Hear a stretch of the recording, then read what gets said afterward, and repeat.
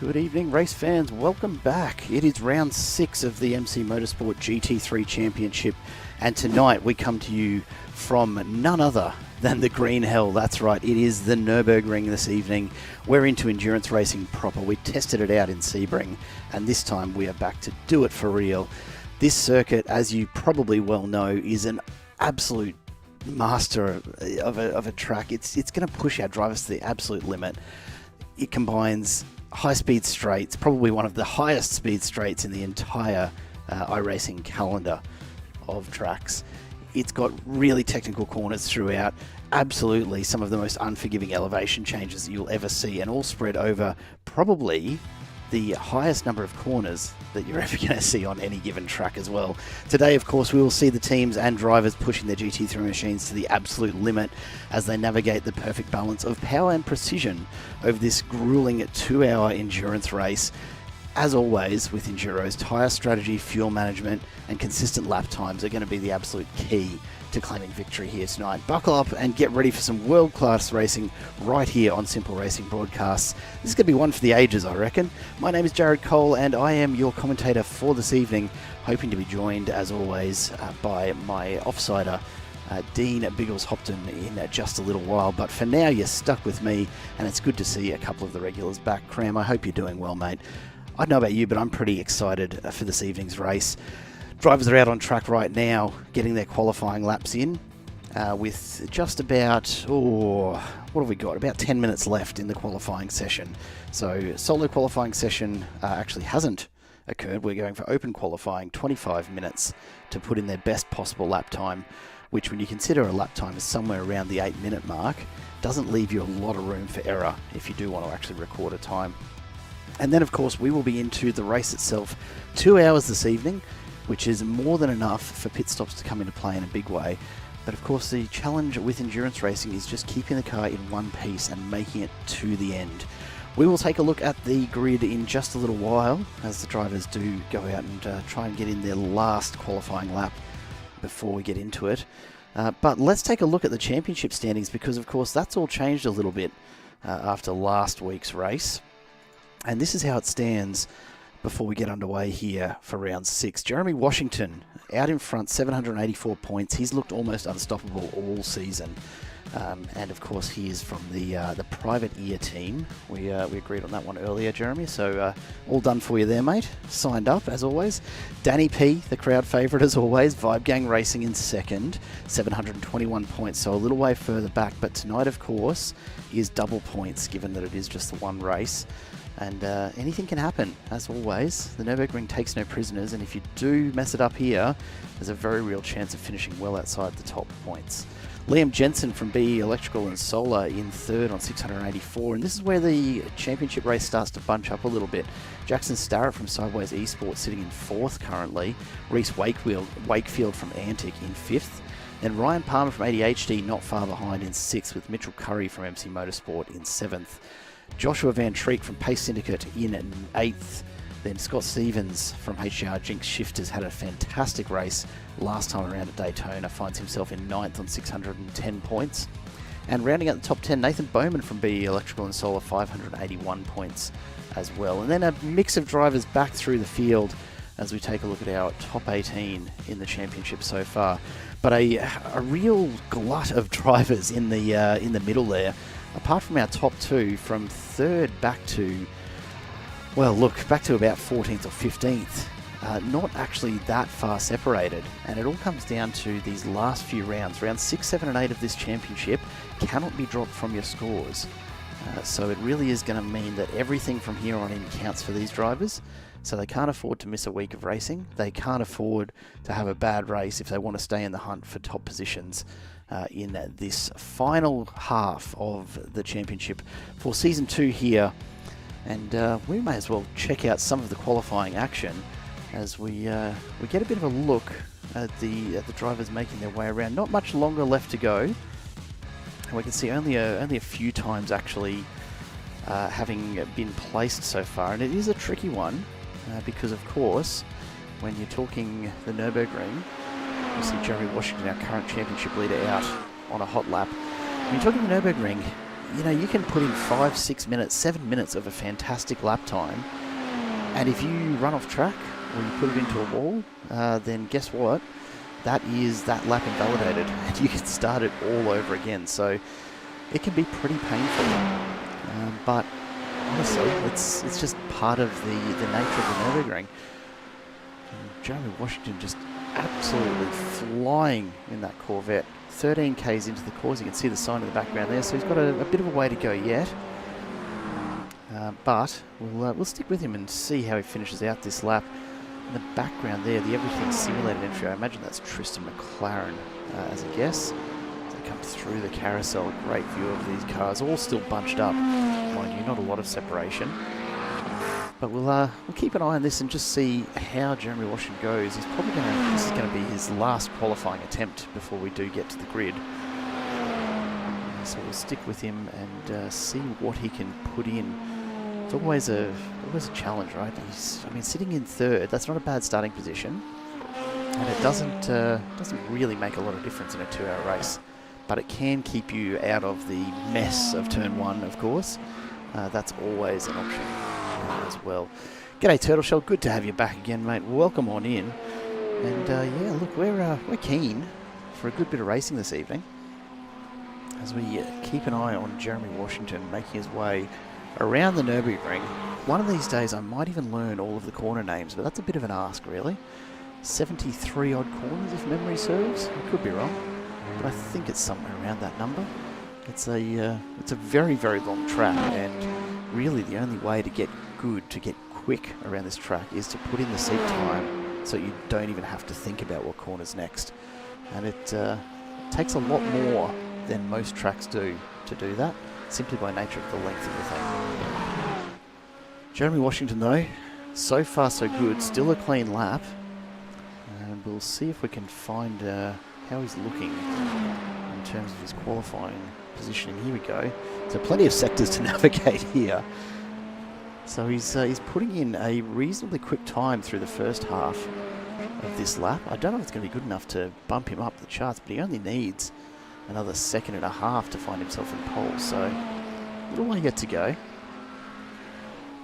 Mitch Curry looking set for a 4th place start. Here we go, down the back straight. Listen to that Corvette go. So we'll see what he comes up with at the end of this run.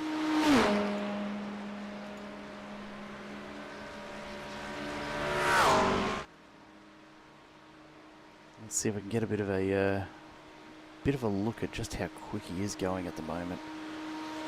See if we can hook into his race info. We've missed it now, of course, but have to keep an eye out for that next time around. Let's see what he's got here. Needs to improve his time. Austin's improved his. Can Washington jump ahead?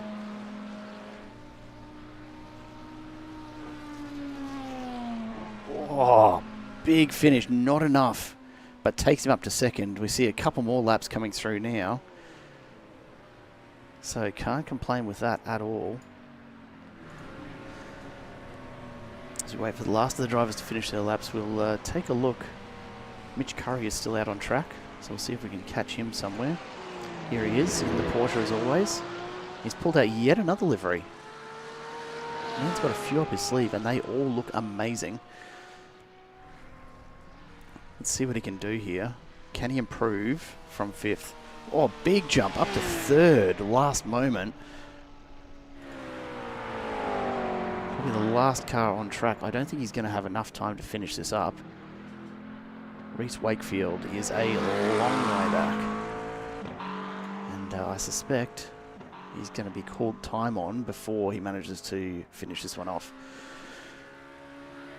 So a number of our drivers not recording a time today, and honestly, as we said earlier, probably won't matter. This is endurance racing after all. So making it through the 2 hours is going to be far more important than your single hot lap performance. We see Wakefield continuing to push on. At the very least, he'll be getting in some more familiarisation here with the McLaren as we get around the Nurburgring. Big slide through there. Conditions looking all right, but a few clouds hanging around. We're going to have to wait and see. Oh, very, very close to the edge of the track there. We're going to have to wait and see if we do have fine weather throughout. At this stage, I don't believe the forecast is calling for rain, so we'll cross our fingers and hope it stays that way, because the Nurburgring is treacherous at the best of times. Add a little bit of water to the surface and it all changes. And for any of you who haven't had the pleasure, let's say, of driving the Nurburgring in the wet, I can tell you, you drop your speed massively because there are puddles that form all over this track. See if we can find Reece Wakefield's progress here. So he's definitely looking to improve his time. No faster sectors. But so far hasn't actually set a time. So whether or not he has enough to actually set one, or if they're going to advance it and to complete this lap, I'm not sure. That'll be with the stewards to decide. Now keep an eye on your screens here as well, because we do have race control able to flick us through. Oh, that's an off track. That's got to be an off track. It's got to be close. Is that going to be enough to punt him? No, he's managed to keep it just on the track enough that it hasn't called it for Reece Wakefield. So he continues on, but that has hurt his pace. That said, get through the carousel. I don't think it's going to have a lot of impact on the longer race. He's going to have to get through. Keep an eye on turn one here, because it is guaranteed to be a huge bunch up. And I suspect we'll see more than a smidge of rubbing between these guys. Because everyone will be jockeying for position, and that'll be about probably the last time they're that close together once we do get underway. But we'll see how careful these drivers decide to be off the line, or whether we find most of the drivers tangled up in turn one when we do get to racing. Waiting now, of course, on Reece Wakefield to finish his final hot lap. So far, so good for him.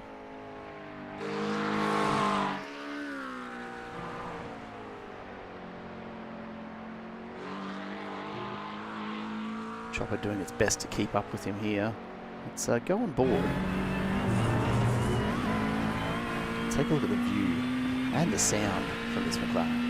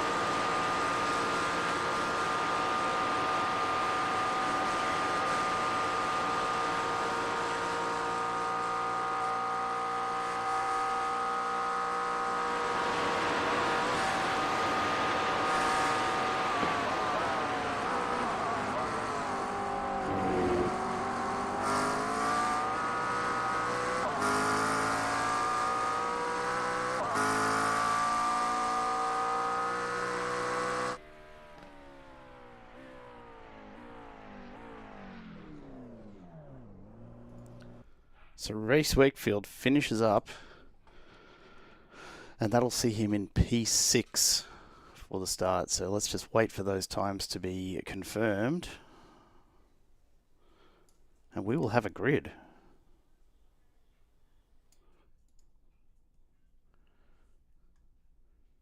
Just waiting on iRacing, of course, sorting itself out here.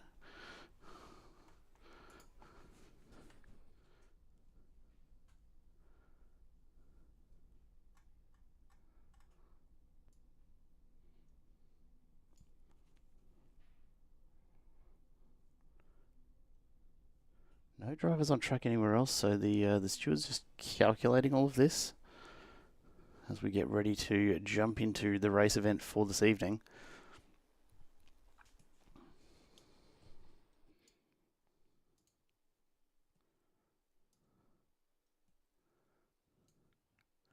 The people stand behind Washington. G'day, Monte Cristo. Hope you're doing all right.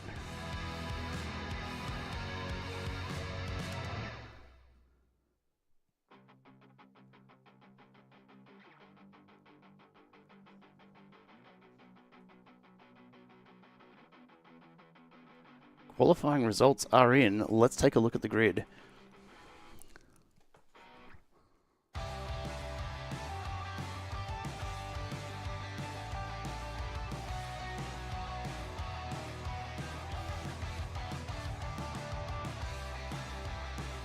Just as soon as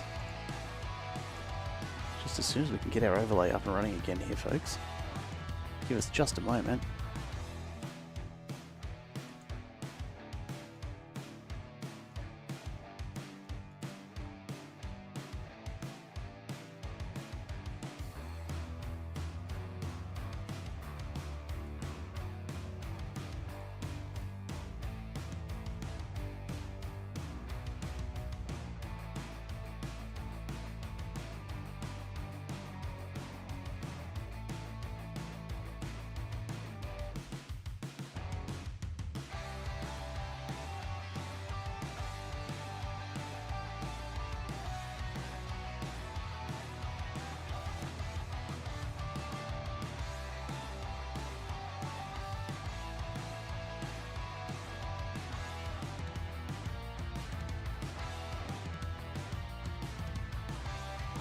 Alright, bear with us for just a moment, ladies and gentlemen, while we do get this all sorted.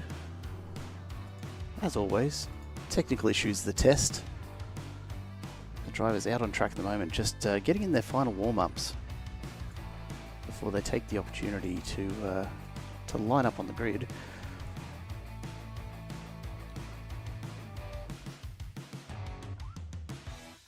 And I believe I may have been joined by our good friend Biggles. Are you with us tonight, Biggles? Good evening, yes, I am now. Hello, sir. Good to have you here. How are you?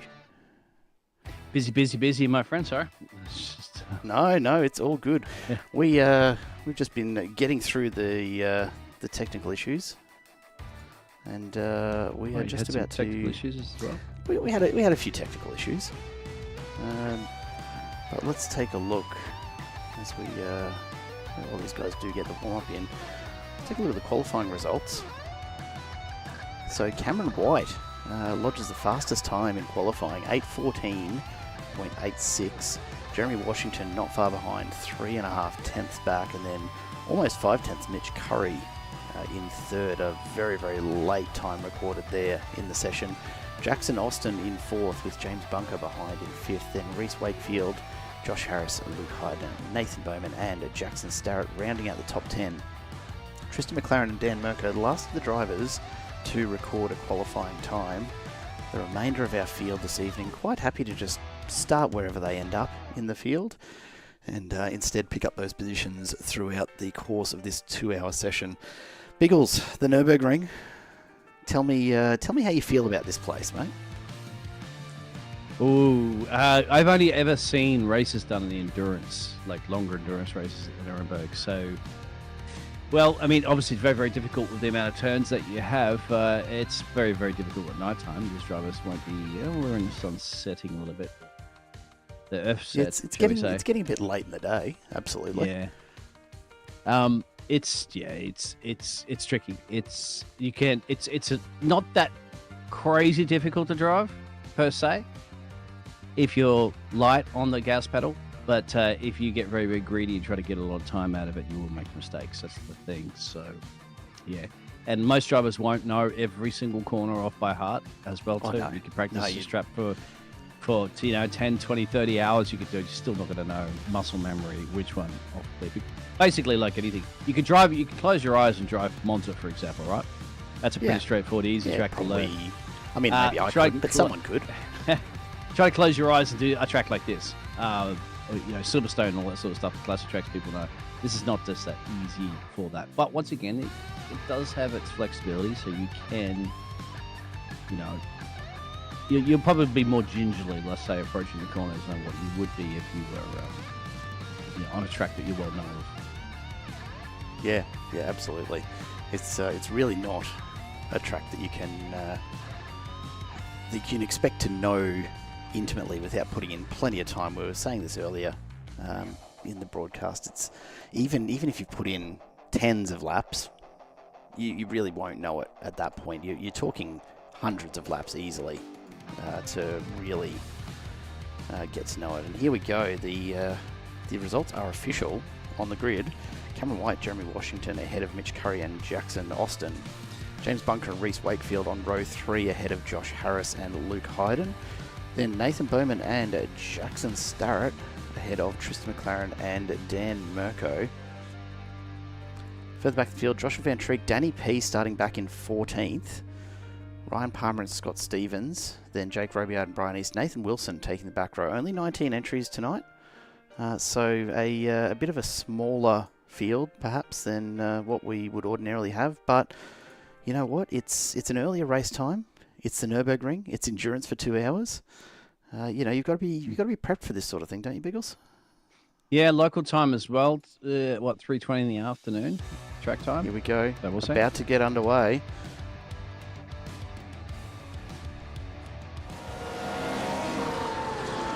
And we are off and racing. Here we go, turn 1. Let's see what kind of a shot we've got here. This always worries me into turn 1. Cold tyres. Everyone negotiating it reasonably cleanly though. A few little off-track moments here and there, but all in all, a reasonably clean start all around. Yeah, a couple of double poles. There's the back of George Christian. McLaren dropping a couple of places. Well, give or take there, moving out Ryan Palmer.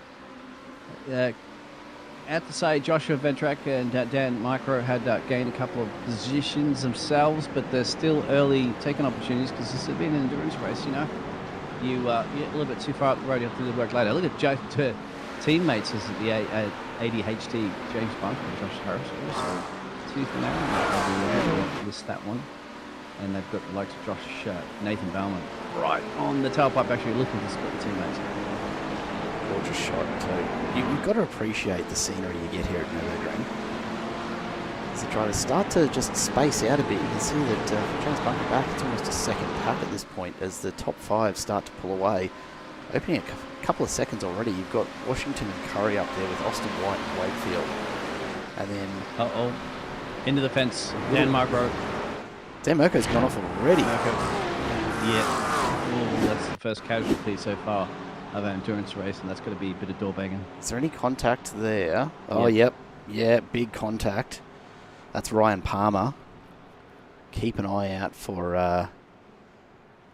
there's going to be something that comes of that, I'm sure, with race control.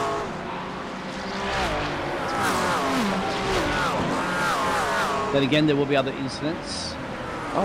This is only 2 minutes in, lap 1. Yeah. We don't even know literally about tyres and other gas stuff to go to the end. I'm camera as well too. But your camera's looking perfect. We're doing what we can.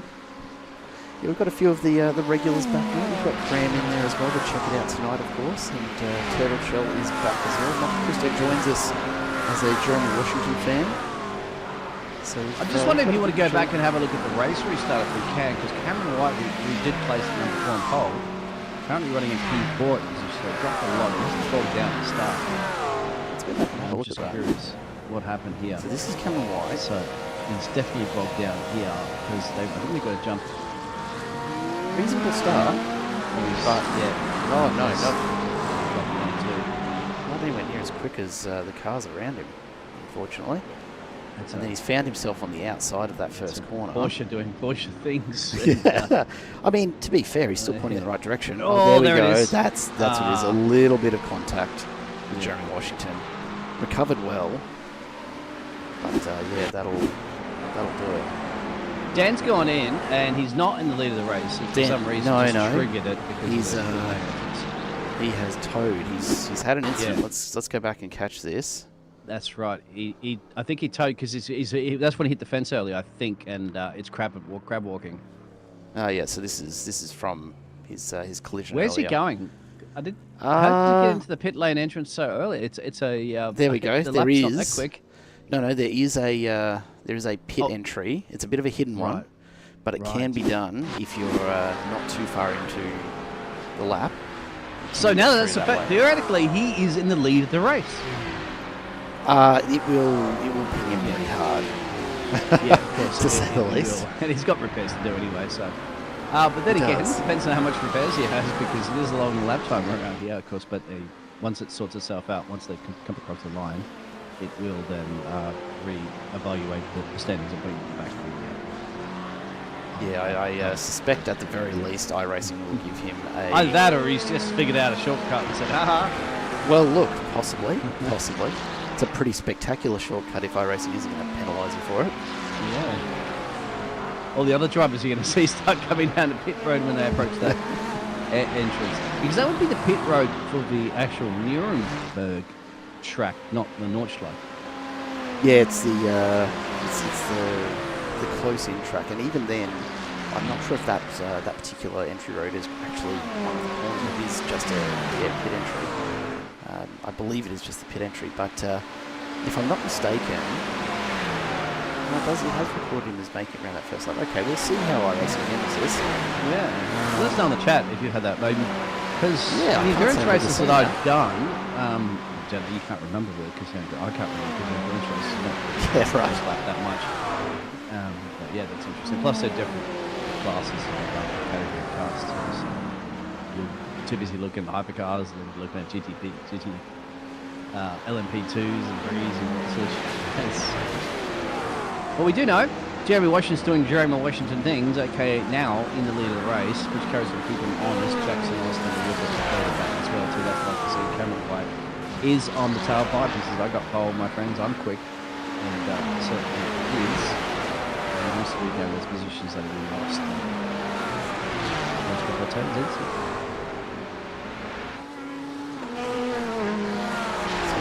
So Dan Marco's still in the pits. So clearly serving what will be a lengthy penalty, I suspect. So you'd be the penalty on top of the repairs. Now, looks like there'll be a stop go. Repair. There'll be a stop go that should hold him for at least a lap, essentially. So Marco might find himself a long way behind Brian East even by the time he's allowed to get back out of the pits.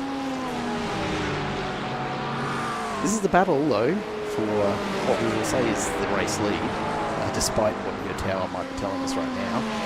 Jeremy Washington leading out, Mitch Curry, Austin White and Wakefield's dropped back a bit, so this top four early pace is strong. And you can see that the field's starting to open up a gap further back as a result. We'll go back and check in on some of those races, but we'll... it's Reece Wakefield that's leading the second pack. And it's interesting livery to see on Reece Wakefield as well too. Clearly he is an Austin... clearly he's a Stroll fan, put it that way.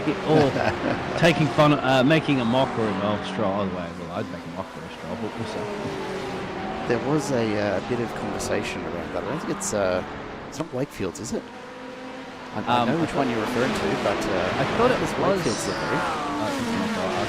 You're talking the green one that I saw earlier, I'm sure. Yeah, Lance Stroll livery. What was that called? It's back there somewhere. Who was it that I was looking at? I was looking at it. Here they come. Check out the pace. Oh, it's Jake Rebelled. Jake's.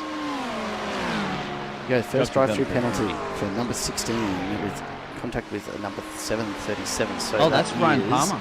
Ryan Palmer. Yep, he'll serve a drive-through for that contact early on. And he's about to overtake Dan as well, currently on the moment, as well as a little bit further up, Luke and Tristan McLaren. So that's a good battle back there, P12, P13, P14. Shy of 280 kilometres an hour there. Even if Ryan does get the OT done, he will have to go serve that penalty. Yeah, I don't think he cares, my friend. He's just looking at keep the action here at the moment. Why not? You could also force other drivers into a mistake, and they can end up having to go down pit road. Let's jump back to this. This is Luke Hyde leading this group out. Ryan Palmer, the second of the group, is about to pull in for his drive-through. There he goes.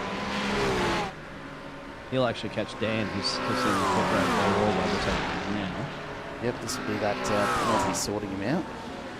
But you know what? Still early days. Still the first 10 minutes of this 2-hour race, so I don't know that Mirko's going to be all that concerned.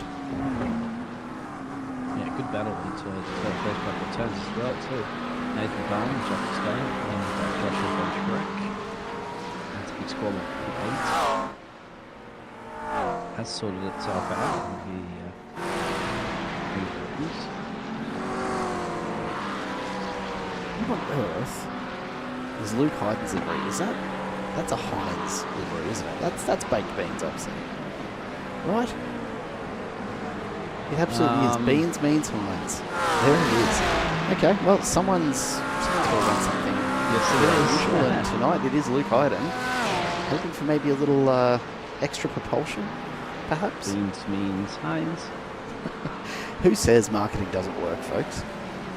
Guarantee everyone, every Aussie Daniel that's in the chat right on now. Tristan. And I'm not going to give you a thing on that. Well, this is still the No, North Light. I should know. We're keeping an eye on it. Danny P gets through. Tristan lifts those inside wheels up into the dirt. That's going to cost him a bit of pace. So he's going to have to work if he wants to stay on the back of Danny P here. The Vibe Gang entry, as always, bright in that purple and pink livery.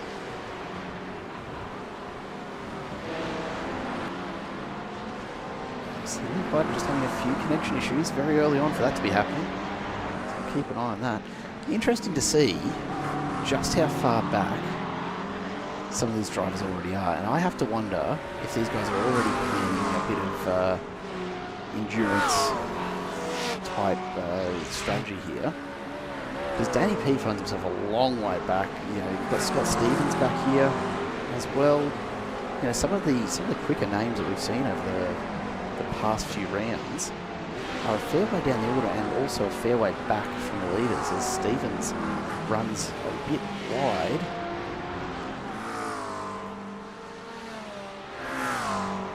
Hanging in there okay at the moment. Now, the front pack is starting to spread as well. Mitch Curry's found himself up in front, so he's gone past Jeremy Washington. Yes, he has. Looks good, doesn't it? Now, where did he get that done? You can probably go back and have a little replay of that, actually. That's I'm very, sure very we can find that. Yeah. It's a bit unusual. You would see that. Let's go back. This is 10 Mitch minutes Curry's before you pass. got it. Yeah. God, he's That's pushed bold, him right? really wide, isn't he? Yeah. Very, very you can late see on the race. nose. Mitch, Jeremy had broke a little bit early, realising he had the corner and elected not to fight it too much. Clever, of course, from our championship leader, because he's like, oh, mate, I've still got an hour and 48 to go. There's plenty of time for all of that. Yeah, that's smart driving. Endurance driving is like that. You see drivers and you go, why don't you just give up that position for? Well, they always Because you've still got an hour and 50 to You've go, still got absolutely. now, you wouldn't do it on the last laps, the dying stages of the race. I guarantee you that's probably not Jeremy ideal. would not have given that position up so easy. No, absolutely not. James Bunker's gone off track for just a moment in the background. Looks like he's okay.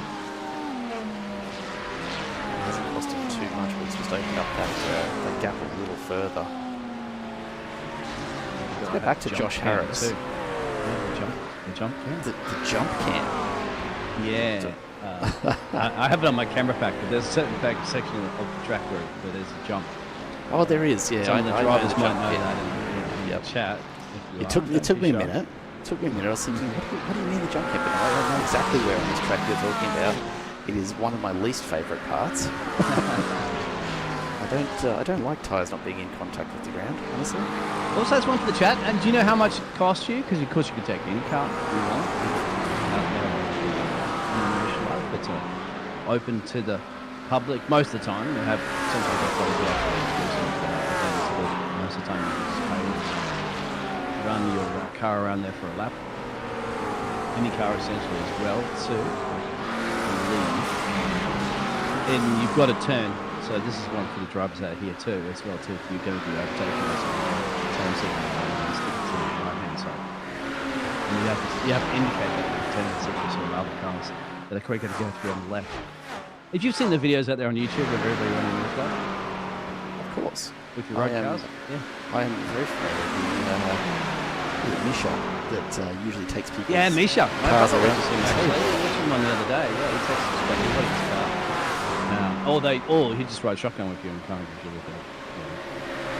Right, that's his car too. I saw a guy take a Volvo around there. I've fully done up the Volvo away. Yeah, there's some very interesting cars that you see. Some people take their like combi van that they're going on holiday in Europe and they just take it out there. I'm like, it's because they're going like, slow as. That's what I'll be honest. I'd give it a crack. I'd take a combi around the Nurburgring if that's all I but that's had. the thing. How much it costs? That's what I'm curious to know. I guess it depends on. You'd have to think what, I don't know, 100 euros. 100 euros, something like that, I think. I And don't you think also it'd be that you up for a expensive. bit of insurance too. I think you'll have to pay on top of it because if you do damage any of the fences and stuff, you have to pay for it. Jake Robillard and Scott Stevens going out of the bit.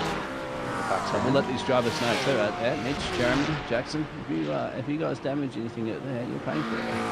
There you go. It's Robillard that's running the Stroll livery tonight. There it is. Yep. Now, I wonder if it's taking fun out of Lance Stroll, which I wouldn't be surprised if it wouldn't. I'm just checking to make sure he hasn't replaced that face with somebody else's. No, he's got Stroll on. I have a look. It is Stroll. There we go. That is a choice. That livery. That is a choice.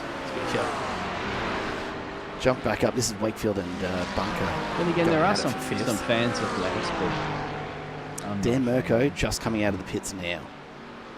Just exiting the pits now. So yeah, right, isn't it? Because they've 12 just minutes. about- 12 minutes in the pit lane. So As they a do an result. 8 minute 19 was the And best set then by some. Jeremy.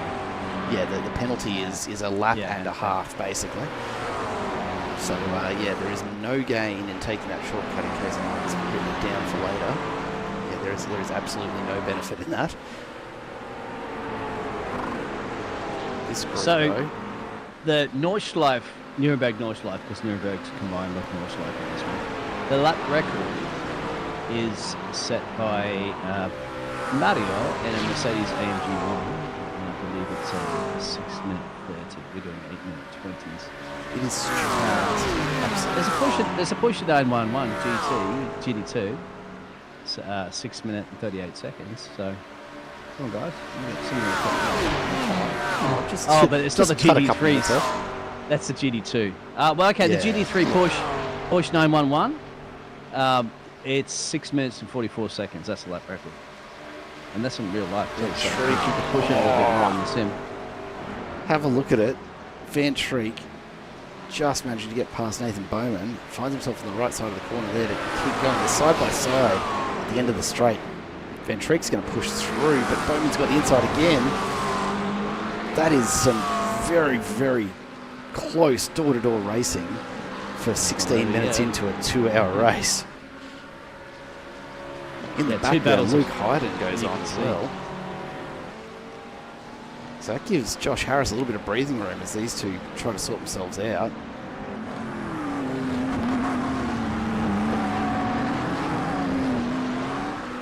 Trick has to go very wide, and that's going to give Bowman an opportunity as well, but he finds himself on the outside of the corner here again. Tuck back in.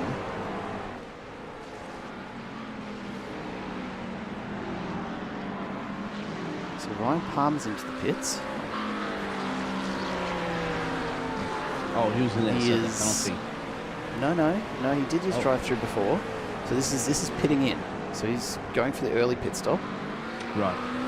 Just giving Van Treek a little bit of a nudge along. Say, hey, come on. Don't let Harris pull away from us here. Gap just opening up. This group of now 5 cars chasing Josh Harris, because look who's tacked on the back. That is none other than Danny P. Daniel Poulton has caught up to this group battling for 7th and is now in the mix. Van Treek leads him on down. Josh Harris, he's found another gear here. Well, so did Mitch Curry too, because he set the quickest lap in the last lap, 8:15. Oh, James Bunker. James Bunker's something had a crash. happened too. Yep. That's Bunker, up just ahead of the group we're watching. Has he got tagged? Oh, he's just slid it there. Just a tiny tap on the wall and away he goes again. Look, in the scheme of things, that's probably about the best you could have hoped for with that slide. Plenty of room for the car to pull up. There we go, Ventrique starting to close Harris down. But this is just about the only close battle on the track right now. Everyone else starting to separate out and just settle into the groove for this 2-hour race. No, you risk it for the biscuit. No settling. Mitch Curry, he's trying to pull away from Jeremy, so he knows that he can get up the road because he's a finish race for himself. It doesn't mean out much. Especially not an 8-minute lap. Of course, in our championship standings, we're going to have a little early there. Jeremy leading by He's reasonably comfortable out there, isn't he? 63 points over Dan Mann, who's currently running P12. He's not comfy enough that he doesn't have to show up for the next 2 races, but he's got a fairly comfy lead. So this could be good for the boss man, right? Or Mitchell Curry, because he is currently running 7th in the championship. So if he can get a nice race win here, that's going to be a fun start to bring him closer up to Mr. Washington's position. So we take a look right now, Jeremy Washington chasing down the Porsche of Mitch Curry. So a little further up the field than the battle we've been watching back there for 7th. Let's see a bit of swapping around going on. Cram's out there. Denny P mentioned, yep.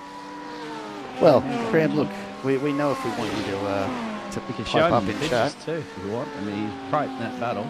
He absolutely is. Only for a like. Galia, welcome to the broadcast, my friend. AI cars to make it interesting. Look, these guys make it interesting enough most of the time, to be fair. But it would be fun. I don't know if I've ever seen a session with AI cars ever out in iRacing. I don't think anyone's game. I don't think you can. I don't think you can, but I'm happy to be proven wrong if it is something we can't do. Yeah, what if we were to throw in AI cars in a different class? So we'll put them up there in the Corvette hypercars, right? These guys still stay these guys GT3, getting lapped so by the GTPs. Yeah, they've got to learn how to allow the other cars through because the AIs are not going to try to predict what you're doing. Cruel master. Oh, make them earn their paychecks, mate. Yeah, you're not wrong. That'd be something a bit different for these guys. Look, I've always enjoyed the NES. It's a great series, runs on the iRacing official calendar, and yeah, you can absolutely get amongst it. There's also a couple of hosted NES versions with a couple of different classes as well, which is always worth a look. Oh, you turned that Nintendo Entertainment System. Yes, exactly, mate. Nintendo Entertainment Hey, keep an eye on that battle there with Luke, Jackson, Nathan, and Joshua. It's 8th, 9th, and 10th. Is that a certain start to heat up? Mostly single file their way around the track, as I said earlier. Oh, big slide. That's Jackson staring into the wall. What's happened there? Action, Take a look at that in just a sec. Yeah, let's get it. Remember, that's a bit of a blind corner too as well, so these cars will be flying there a million miles an hour. It's Lance Stroll gets humdicked, he gets hit! Oh, it's Lance Stroll, that's Jake. So I never got the replay. We got another replay and look at the top of the replay because Jackson Strauss just overcooked it. Yeah, he has, and this is a dangerous area because you're essentially in a blind. He's done a great job getting that turned around though. Now watch this. Oh no! He gets hit. He gets tagged. This is the camera. You'll get it on the camera angle of it, but he got there. Oh! And so you can actually see Jake was flashing his lights in anticipation to say, "I'm coming." But I don't think that Jackson could see him. And even then, Robillard he got a bit of a bounce off that curb, and that was really what threw him into Jackson Starrett's Porsche then. So probably a little bit of blame shared on that one in my personal opinion, but I'm sure we'll hear from race control on that one very soon. Meanwhile, this this battle group just shrinking down a little as it loses a couple of drivers off the back of it. Van Treek still controlling it. Oh, I didn't think race control would be that busy so far in an endurance race, but they are early. As once again, the chat. So I didn't know you can add AI to a host. And we should there you go. I've never broadcast a commentating one, so it should be more of a thing. I'll spice things up. And that's a typical Josh Harris getting spin. very lucky there. You saw him just get a bit of lift off over the curves and managed to control it. That's the but jump. Only just. Was it the jump? It was just before the jump. Just before the jump. Yeah, absolutely a very, very typical spin from the Porsche. And I mean, to be fair, any spin is typical from the Porsche because that's just Porsche things. That's what they do. That's what they do best. Trademark. I already copied that. Keep an eye on Josh Harris though. He's pushing really hard. He's at the limit of those tyres. Just trying to hold Nathan Bowman off. And right now, Bowman's already popping out to take the pass. Side by side. Oh, almost contact there as they both go after the draft off the back of Josh Van Treek. Well, this is a straighter course to almost finish up the Notch Life part, and then you'll be getting on to the Nurburgring part of the So Harris is just barely in front here. Just barely. That's where you just pass, I think, where you peel off into completing your lap if you're on the Correct.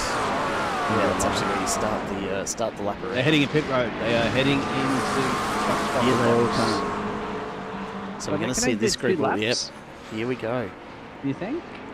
Yeah, no, that sounds about right.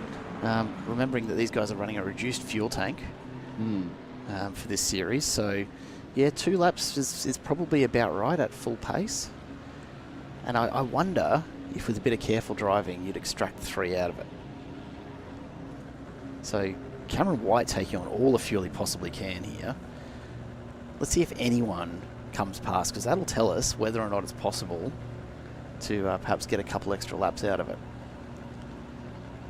So Cameron White's I wonder if it's worthwhile just risking it doing like an 8-minute 50 lap.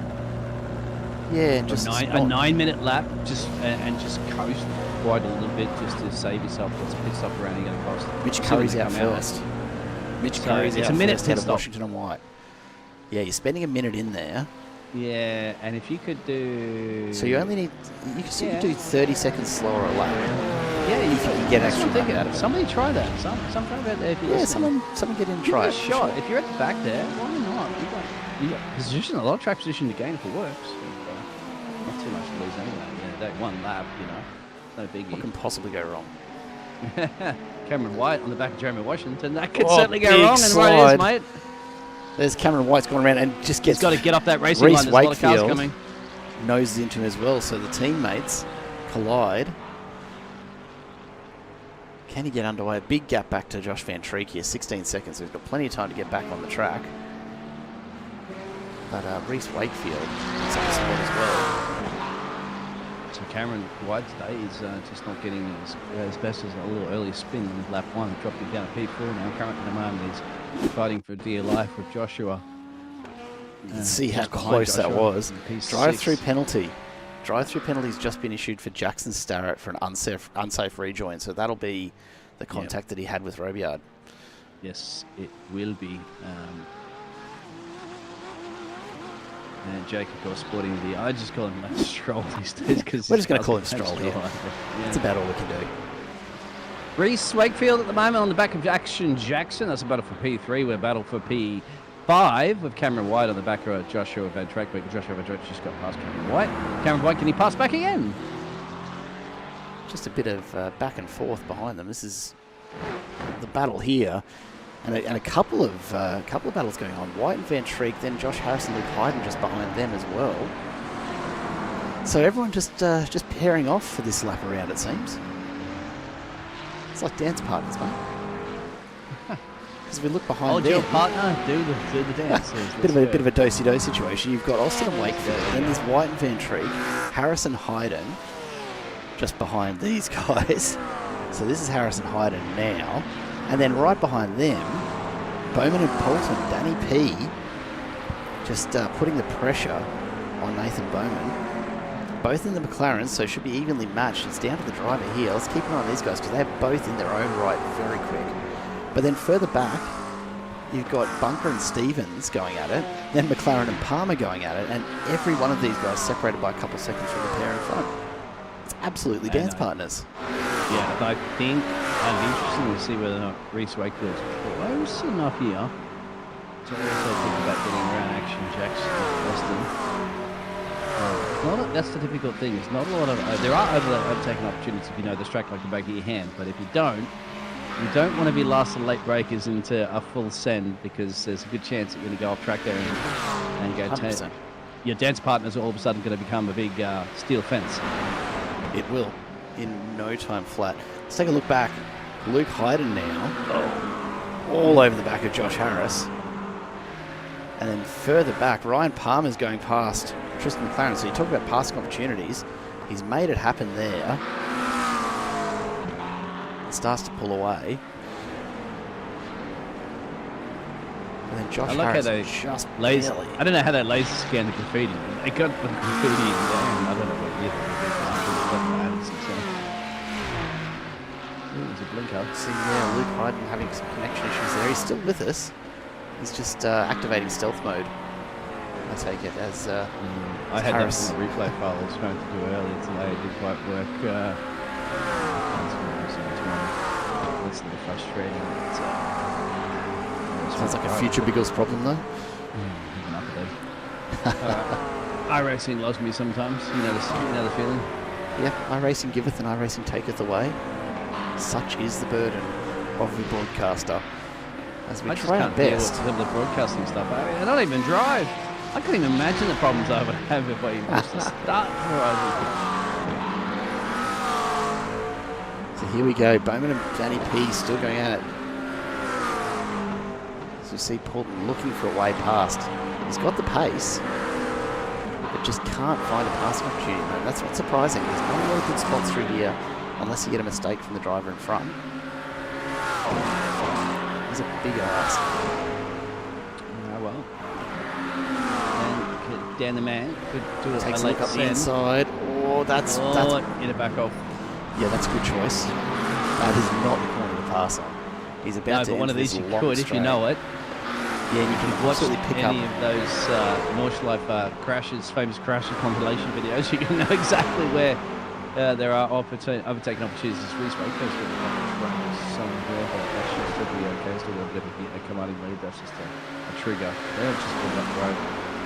All right, we've got Dan the Man fans out there. Well, as always. Dan the Man. Yeah, look why not? Dan's the man.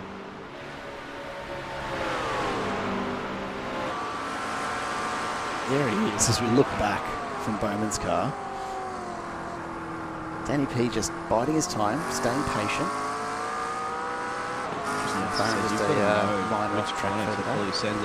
And at the same time, this is the banking elevation, so we are getting down to that's one of the famous parts, of course, of North Life.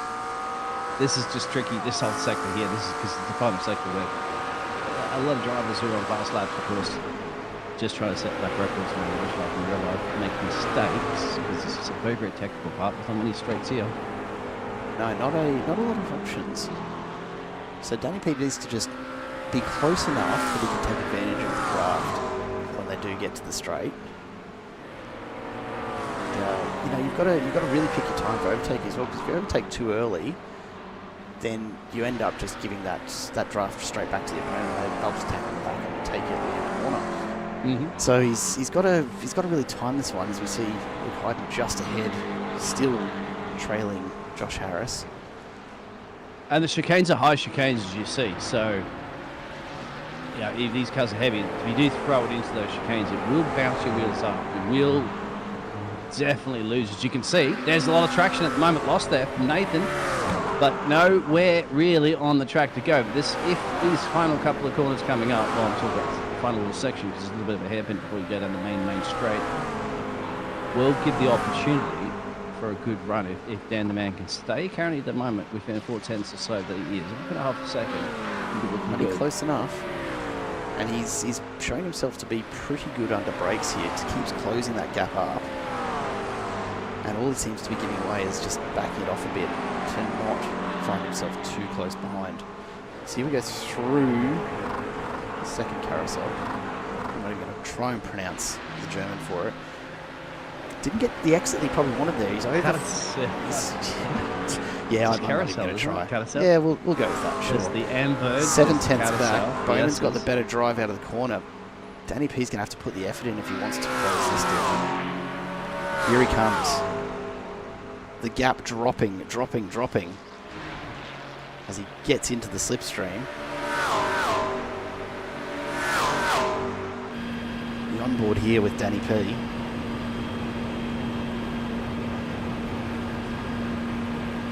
Such a long straight. It's like Le Mans. Goes forever. This is about where you want to start thinking about making a move, and he does. Around the outside, he's got the extra few K an hour. That's going to set him up nicely for the corner. As he makes the pass. Late brakes from Bowman.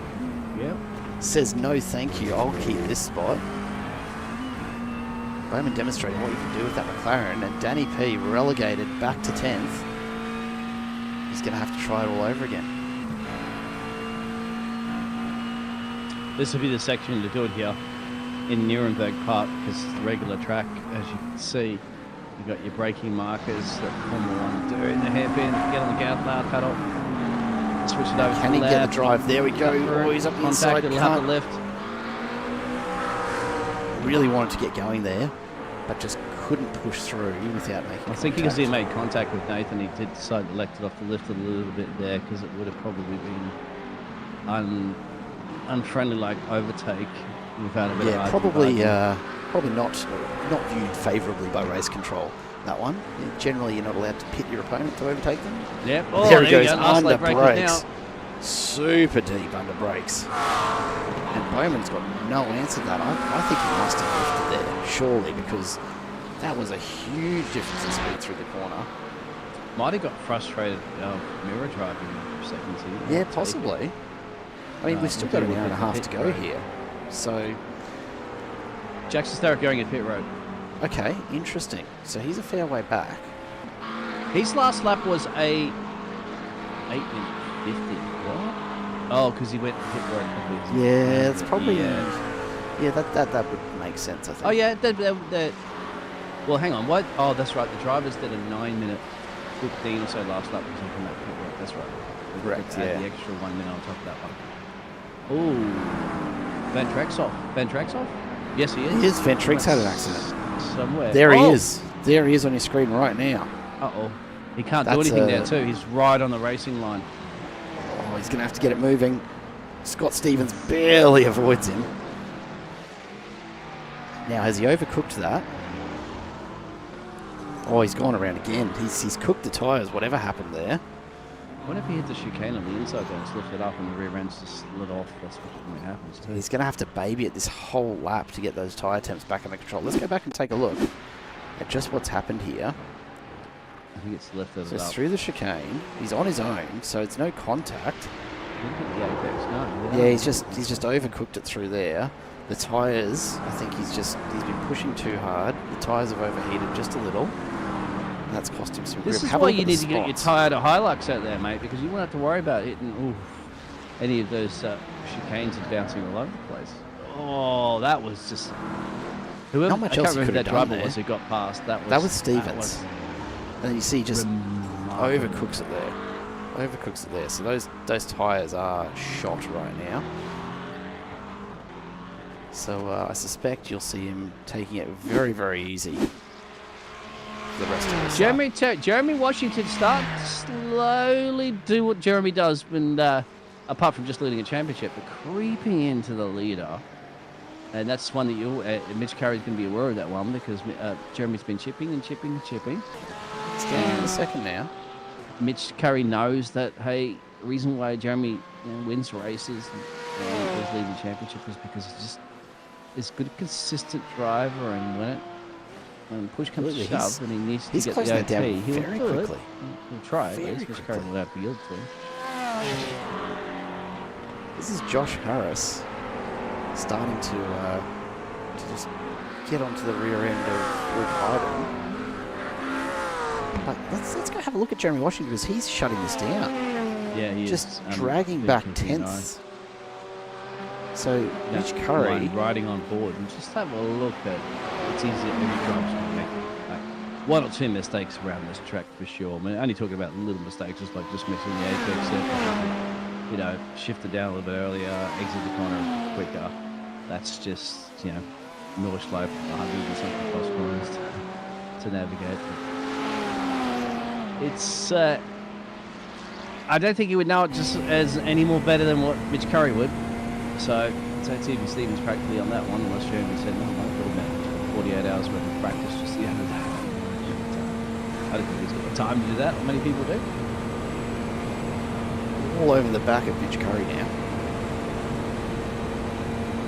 Yeah, Mitch Curry don't really place to overtake here. That's what he's sort of doing. It's just a matter of follow the leader. Rams on the money. Again. 240 over curves in a Hilux does indeed sound very much like a standard tradie approach, doesn't it? Just over the roundabout. That's the way to go. Well, they do it down here in Logan, or they try. Not wrong. Not wrong. Sometimes they even own the Hilux. But anyway. So Washington's just going to tackle on. These guys, if I'm not mistaken, they'll be coming in for fuel at the end of this lap, you think? Oh, I just love that. Look at that. Bounces the car around. Yeah, nobody's taken up my advice of Started backing doing it a off, 9-minute a lap, right, and then just saving the fuel so they can get one extra lap out. It's got to be possible. I don't know. Like, Yeah. are you really going to save enough that you can get an extra lap out of it entirely? Is though? it worth trying? I don't think so. And honestly, I would be game to test it in race format either. These guys using That's something you every could have bit done of the during a track. practice session, I think, as well, too, knowing that. Tell you this what, operation could be just for you, Biggles. Hmm. When we're done here, I'm going to jump on and I'm going to give it a crack, All and right. I'm gonna see what's possible. Just how much you've got to back it off to get. You're going to 3 need laps an out of this. engineer, I'd say essentially, you know, to the spotter engineer to kind of tell you a little slower, Yeah, probably. and then speed it up a little bit, so that, you know, they would give you an average speed guidance to work from. Well, So you know what?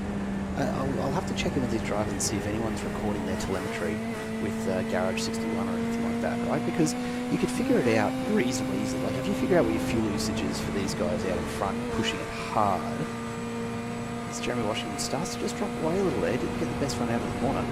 isn't you know, if there? you There is some telemetry software and stuff like that. As you said, there's some additional Yeah. telemetry software that you can put a time in, and it will tell you a delta to stick to. Oh, there you go. That's news. I to think me. there's software for that, but if there isn't, you can easily probably write it.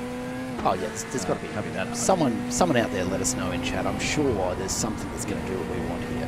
We want to know if it's possible for these guys to get 3 laps out of their tank of fuel. Yes. Now, what I can't check right And now... it would be Biggles, probably if you did it at snail's pace, but what would be the quickest what speed is or the that time delta pace? you'd have to stick? Yeah. Because maybe you could do me a favour if you've got access there. Can you just check the fuel tank size settings that we're running in the session tonight? Josh Harrison, Luke Hyden further back, passing it up. We're going to stay here with Jeremy Washington as he closes up on Mitch Curry. Now you're asking. So what are the fuel tank settings? What's the percentage for the fuel tank because setting? I'm not a race driver, or I can give you some information. That's right. I'll have a look in a moment. See if we can. I can't. I'm going to tell you the track and the turns and. Oh, that's all right. We'll have a look at that. And we'll sort that out. So Washington either not able or not willing to capitalise there.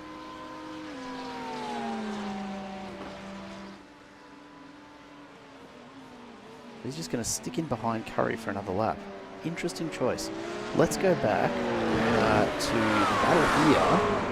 So Luke Hyden and Josh Harris have been going at it. Danny P's caught up. This is now a 3-way battle. And here comes Harris past Hyden at the start-finish line. just putting in practice for about an hour and 15 minutes time. As they try to go 3 wide. Danny P has to go a bit of under-over. 3 McLarens, 3 very different liveries, and 3 very different entries to that corner. Danny P, oh, if he'd got the drive he wanted there, he would have had them both. Here he comes, though. Oh. Again, the McLarens, 3 wide. Danny P's playing it smart here. He'd want to, because you'd hate to crash out so early into the lap. The towing time would be excessive, to say the least.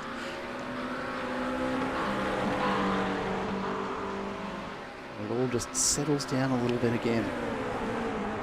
Oh, Danny P going very, very deep under brakes, trying to take Josh Harris. Has he got him? Can he get the drive down? They're going to be side by side. Harris has the inside line for the next turn, so he'll probably re-grab it here. But the pressure being applied by Poulton, as always, is immense. Side by side again, and this time Danny P goes through. Does Harris have an answer?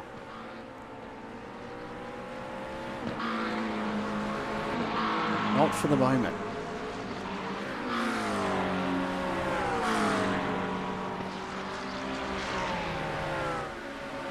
That's curious as well, too. I mean, it's... I always thought it was nice life, but there's the combination of life. Anyway. You can see fantastic battles brewing. Jeremy Washington still in the back of Mitch Curry. I haven't found any information for him. I'm not sure if that's in It's okay, I'll go take a look at that. You're going to let me know in what it is, sorry. Nobody, Tell you what, we'll keep an eye on this battle for first.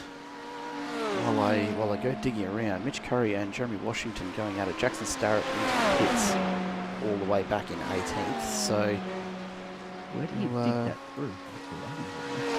it's in the session settings, which might be a little tricky to do on the fly. Yeah, I don't know for that.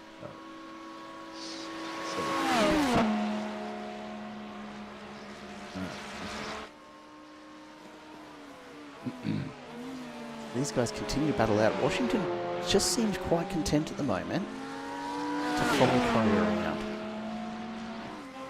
And then, 4 seconds behind, is Jackson Austin. Still carrying perhaps a little damage from earlier.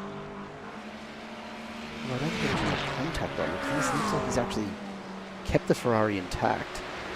Reese Wakefield just behind him, trying to chase him down. Oh. Maximum fuel's 100%. Are we ordered that?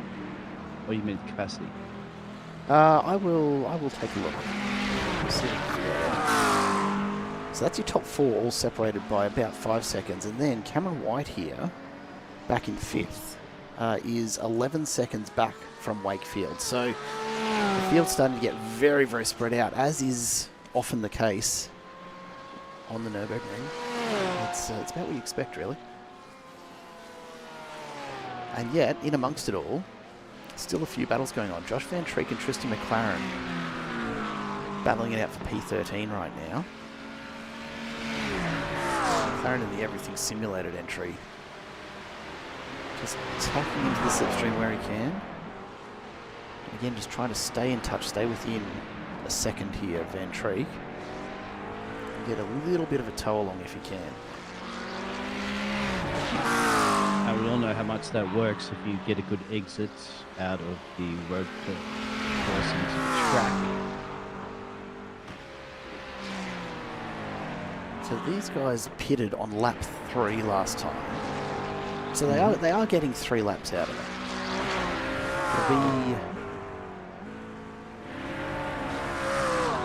Yeah, we're on lap 6. Yeah, we're on lap 6 I would expect them probably 3 laps come out in each. this lap. Yeah.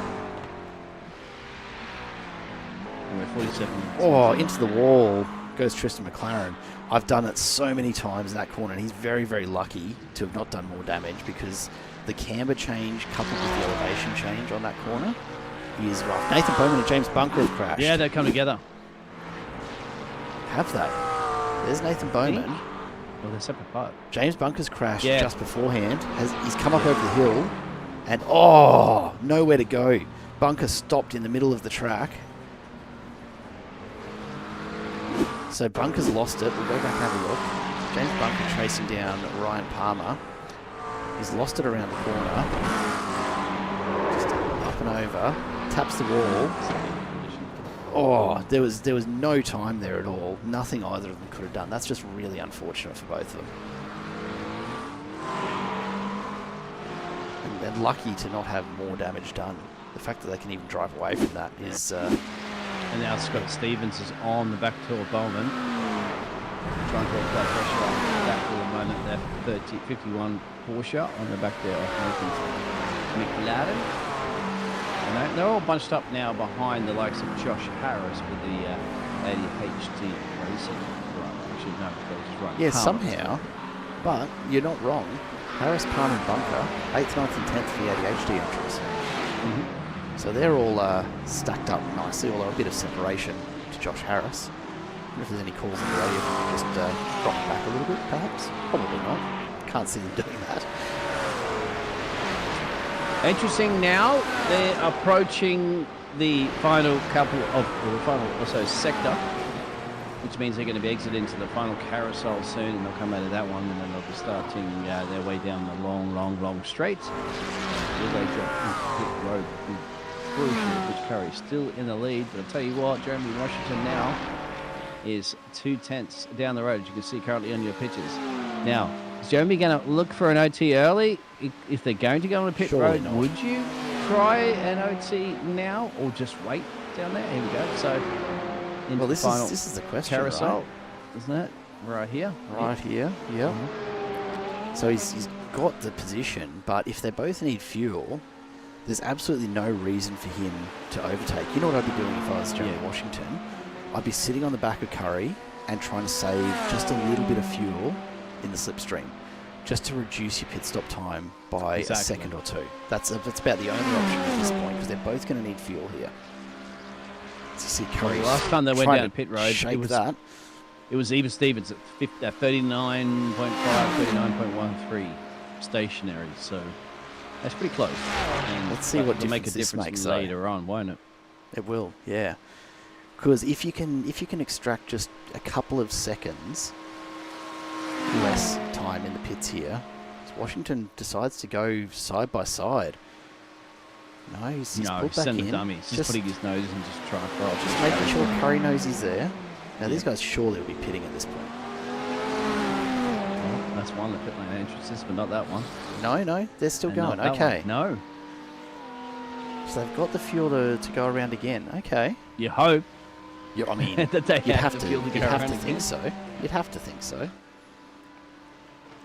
They'll be keeping a pretty close eye on that. Well back as well. Here come the ADHD entries side by side down the straight. So Bunker goes past Palmer. Look at the damage that front right for James Bunker. That's going to slow him down massively here. He would have been better off staying in behind Palmer, I think, because this is going to slow them both down. Won't be too bad. No, that's going to be some aero damage. That's definitely going to affect his top speed. The Ferraris are good for top speed, we know that, but yeah, he's going to need a bit more of that. Just not good in pit stops.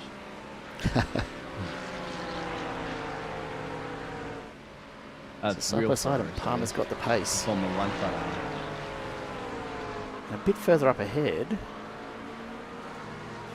where are we? Danny P. Now, Danny P's having a rough time here because Luke Hayden's in front of him right now. There he is.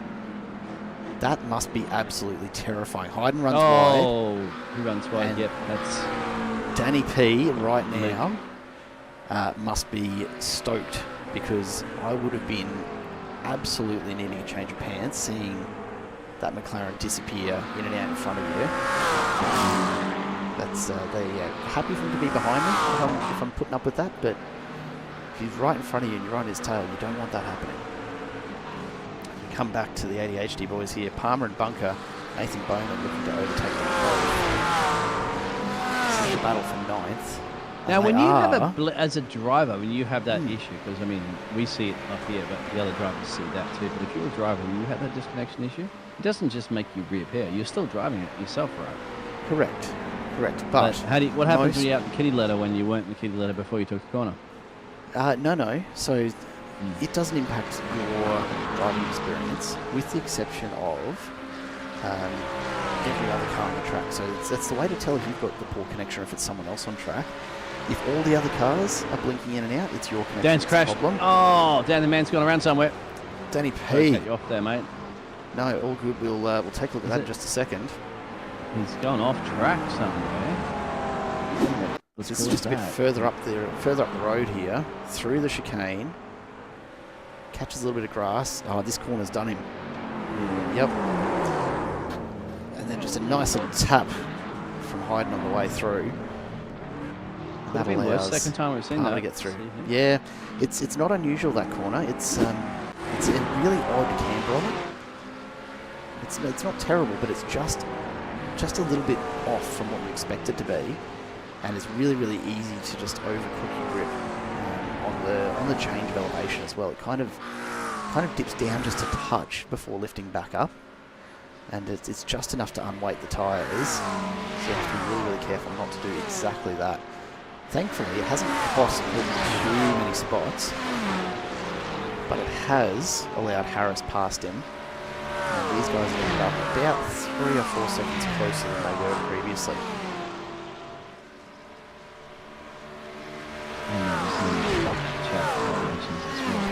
Disappearing beans. That's the other beans. Yeah, Jeremy Washington still sizing up Mr. Curry. Well, they're getting very close now. We'll take a look up front. Because Washington's reeled him right in, but he's fuel saving right now. This is clever. I don't think he's going for the pass at all. How do you know how much fuel saving he's done? Then you'll still have to get back to me and explain the rest of that, as you mentioned, about the synchronization of iRacing. Yeah, so basically, a bit of an error there from Curry, and that lets Washington just close up even further.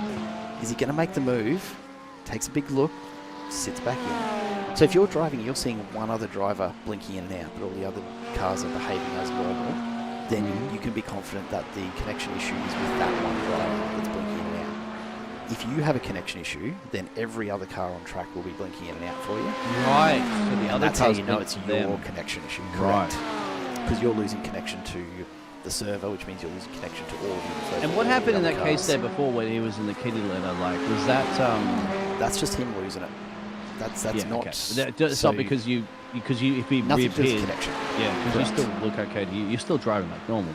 iRacing is going to guess to where you are to a degree, isn't it? Exactly. Right. So going off into the kitty litter, that's absolutely Hayden overdriving that car. And as a result, sliding off track and allowing Danny P through. But of course, that advantage undone just a few corners later. Falling victim. It's probably our third or fourth we've seen tonight, actually, who's ended up going sideways there. And thankfully, not too much damage done. Washington continues to just stick to the back of Curry. We'll keep an eye on that as we jump back through the field. So this is Palmer and Bunker now. Continuing on. Bowman's had an issue. Bowman's dropped right back and has been passed by Stevens. So let's see if we can figure out what's happened there. We'll go back and we'll take a look at where that pass happened. There it is. Bowman runs very wide into the grass. Has to be... What? Very lucky. Very lucky as he tried to put a power down there. I'm surprised he put the power down so heavily there and to make a fishtail out of it, because you're kind of climbing down the hill, weren't you? I mean, and then again, it's still loosey-goosey. Yeah, he's cooked those rears. He's going to have to back it off. Just let him recover. He's still hanging in there, though. So Stephen the Bowman going at it behind. 280 HD entries, quite happy to just cruise around. And further up the field, we've got Austin and Wakefield now have joined back up, and we've got another dance pairing. The lights are on as the sun starts to set, with just over an hour to go. So we're almost halfway through, and we're going to be finishing in the dark. I'll tell you what, I have absolutely my hat off to MC Motorsport for organising this. I hadn't even thought about the time of day for this and the fact that we'd be going into a perhaps not a night finish, but certainly an early evening finish. We're going to get some fantastic pictures. Makes me happy, mate.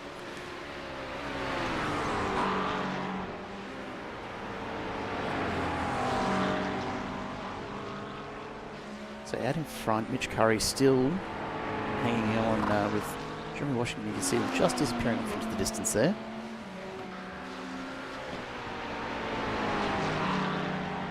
This is Austin and Wakefield now battling it out for third.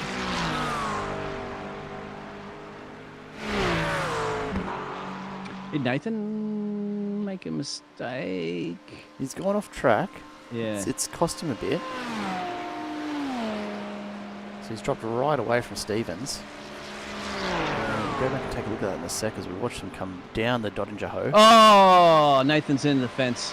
As you're looking at that, yeah, he was so loose. He must have those tyres you mentioned there. And he might have to get toe. I don't know if he's going to drive it. He is stationary currently on the track at the moment.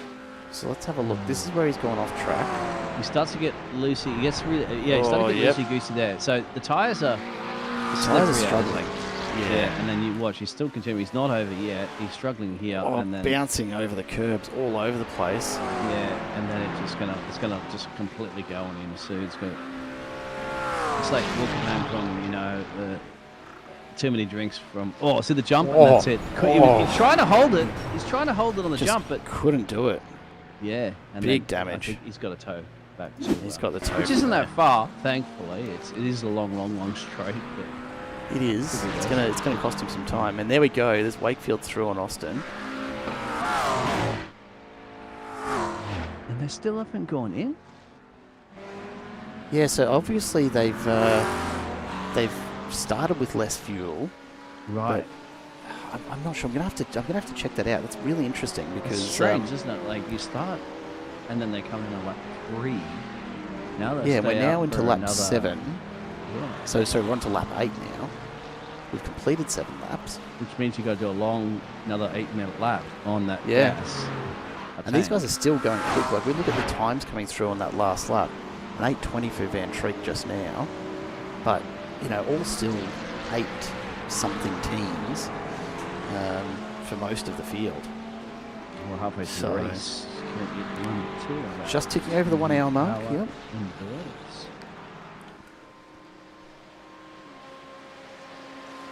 So the front 4 here as the sun sets over the Nurburgring. Earth set. Get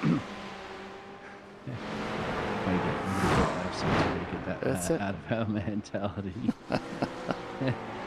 I'm going to bring it up every time until we start learning.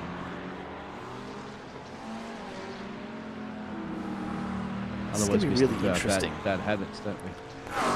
It's going to be very interesting to watch here. Fastest lap on the last lap. He's currently running in P5. 8:15.3. So he's definitely got a hot lap up his sleeve here and there. Now, as we start to transition, what we'll start to see here is a change in the track behaviour as well. So apart from the fact that you're going to be driving with less than ideal visibility, the temperature's starting to come down. 18 degrees now. So track down to 18 degrees as well. Track temperature's 18 degrees. So that's going to have a huge bearing on the tyre performance that these guys have been used to so far. So it's November the 25th, which is today. So let me do my little bit of research and figure out what time will the Earth set here in Neuschleife. Because it's 4:22 in the afternoon locally. So, and iRacing do go off the locations, of course, real world. Absolutely. Yeah. So let's have a look. We've got to be getting pretty close to sunset. I reckon another 15 minutes maybe, and we'll be racing in the dark.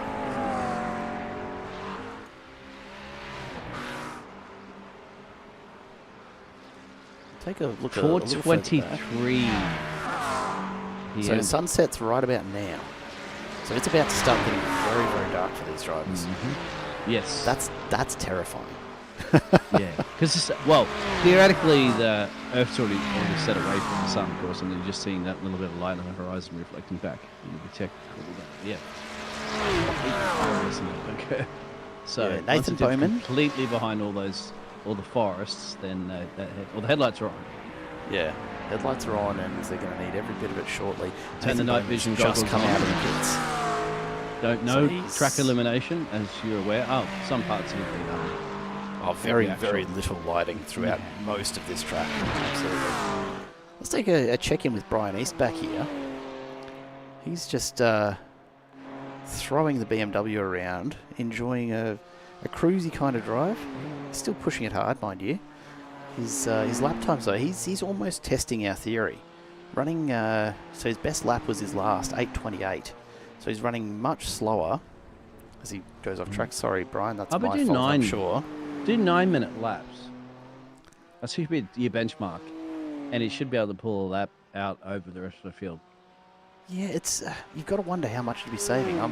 I'm really curious to see the telemetry from it. God, the front end gets so loose over that crest there. And you can if any of the drivers really are out there listening, or if you're in a chat with the check drivers, in with us, please.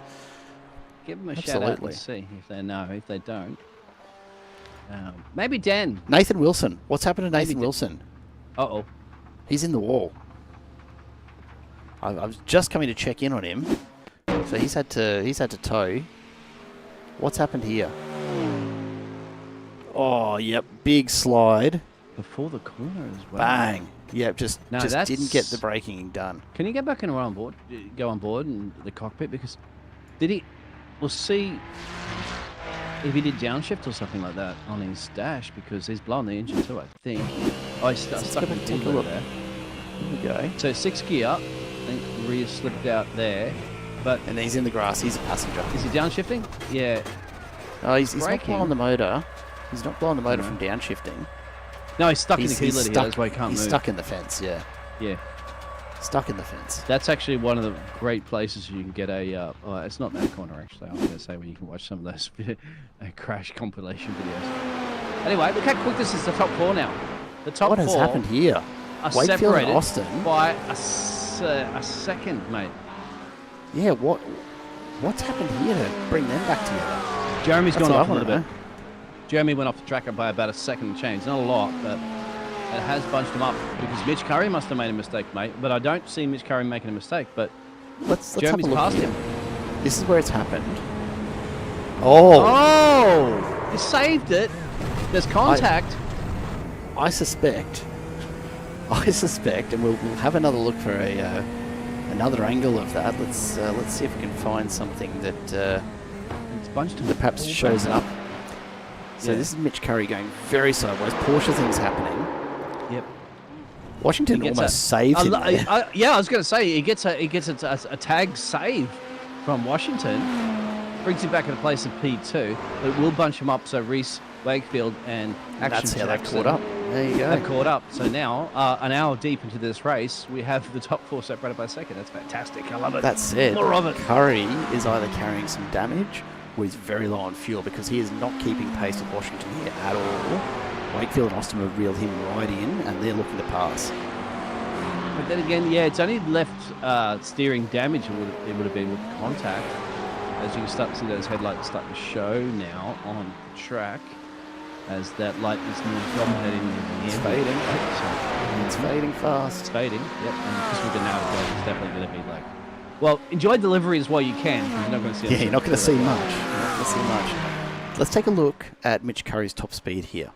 If he's not hitting somewhere around 270, 275, we know he's carrying some pretty significant damage.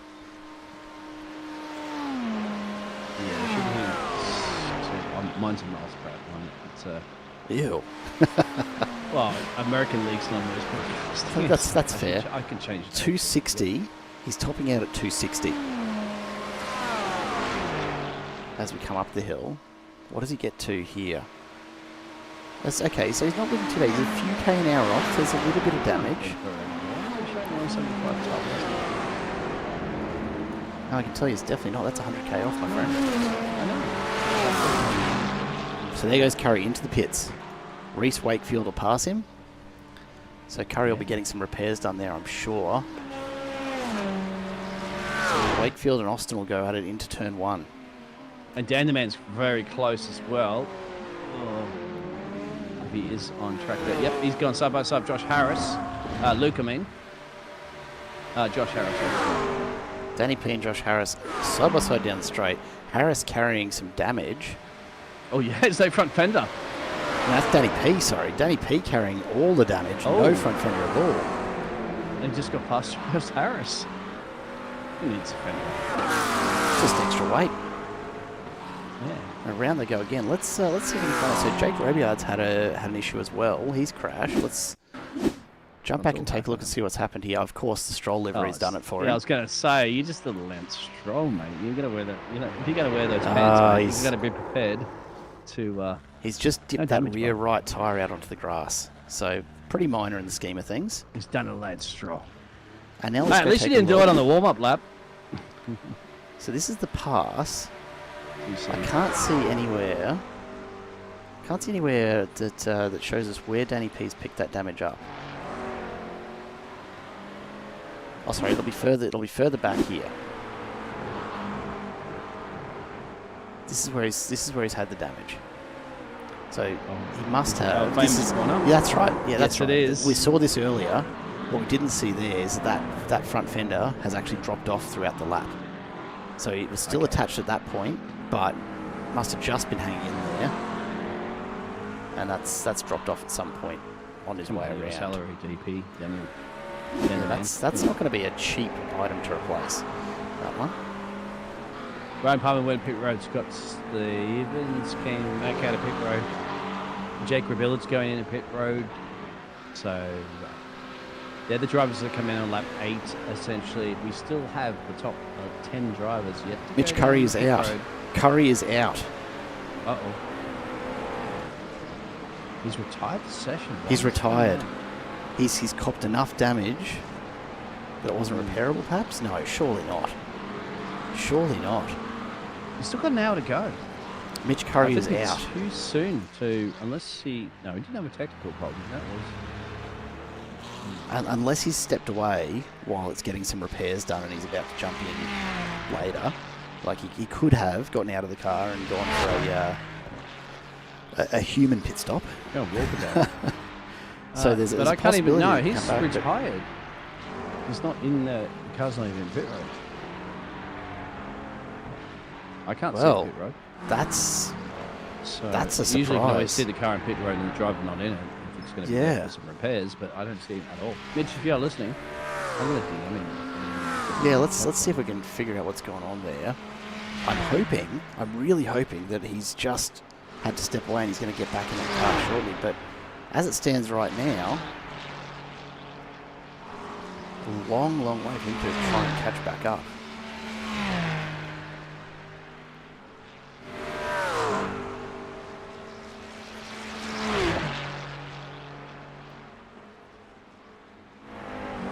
Ryan Palmer's gone past Scott Stevens.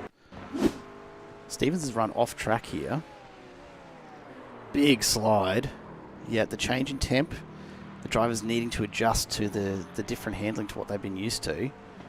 And it's catching a lot of them out now. They're just not having the grip that they've been used to for the first half of this race. So now the entire field very well spread out. Look, it's overrated, except when you actually want to, drive your car around a track. So Harrison Bunker spacing out a bit. Track temperature 18 Celsius. So still retaining the warmth. It hasn't dropped off a long way, but probably just enough that these drivers are finding they don't have the grip levels mid-corner that they did at the start. And that's a really difficult thing to adjust to if you're not thinking about it. You kind of get used to a car behaving in a certain way at a certain speed, certain gear through a corner, and if you find that all of a sudden your 9/10 is now asking for 11/10, and that's going to find you in a bit of trouble, particularly around Nurburgring, where, as you can see, there is not room for error. Actually, Jackson has a spin, and Cameron White just went past for P3. Catch this. Oh, he's overcooked it. Yeah. Just slid into that corner a little. Oh, and he's got hung up on the curb. Yeah, that curb's on. That's what's funny at the moment. We're going to talk to that curb later on after that race.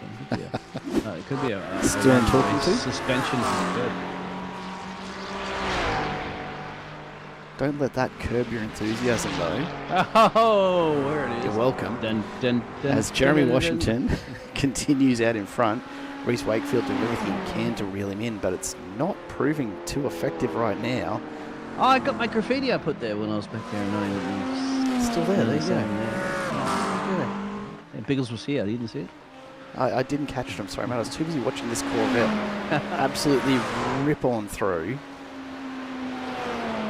Now, Josh Harris is starting to reel in Danny P. This is where the lack of a front bar is going to really hurt Daniel. Because he's not going to have the aero that he's been hoping for, and you need every bit of it as you go ever so slightly uphill through this entire section. It's so slight, it's almost imperceptible when you're in the car, except that you just cannot seem to accelerate. It's really disconcerting. I do it every time. As you come up through that section, it's just all uphill in the lead up to it, and it just continues to cost you time. If you're not... Yep, sure enough, Cody's disconnected, so yeah, we'll, I don't know if you've got any news from him, but do give us a shout if you do. No, he haven't said anything to me just yet. Hopefully, I see somebody down the pit lane there chasing him with the camera. Ted's down there. But, hasn't found let's see what we get back. So Danny P has it all to do here. He's trying to hold on until he actually needs to pit for fuel, and he'll have that front bar replaced then. But in the meantime, it's giving Harrison Bunker all the time in the world to just reel him in, because he cannot get the grip into the corners that they can't get the front tyres loaded up quite as much as they can under brake. So the Nurburgring Nordschleife, often referred to, of course, as the Green Hell, the elevation changes of about 300 metres, approximately 1,000 feet over. It's huge, isn't it? Over, it's 20 kilometres up the track. Jeez, there you go. That is just a massive elevation change. Yeah, if it was short track, you would certainly notice that. They'd be bogging down in turn one if it was like that, but of course over that long distance. Not that the drivers are going to be focusing too much on that, apart from when they go for the jump.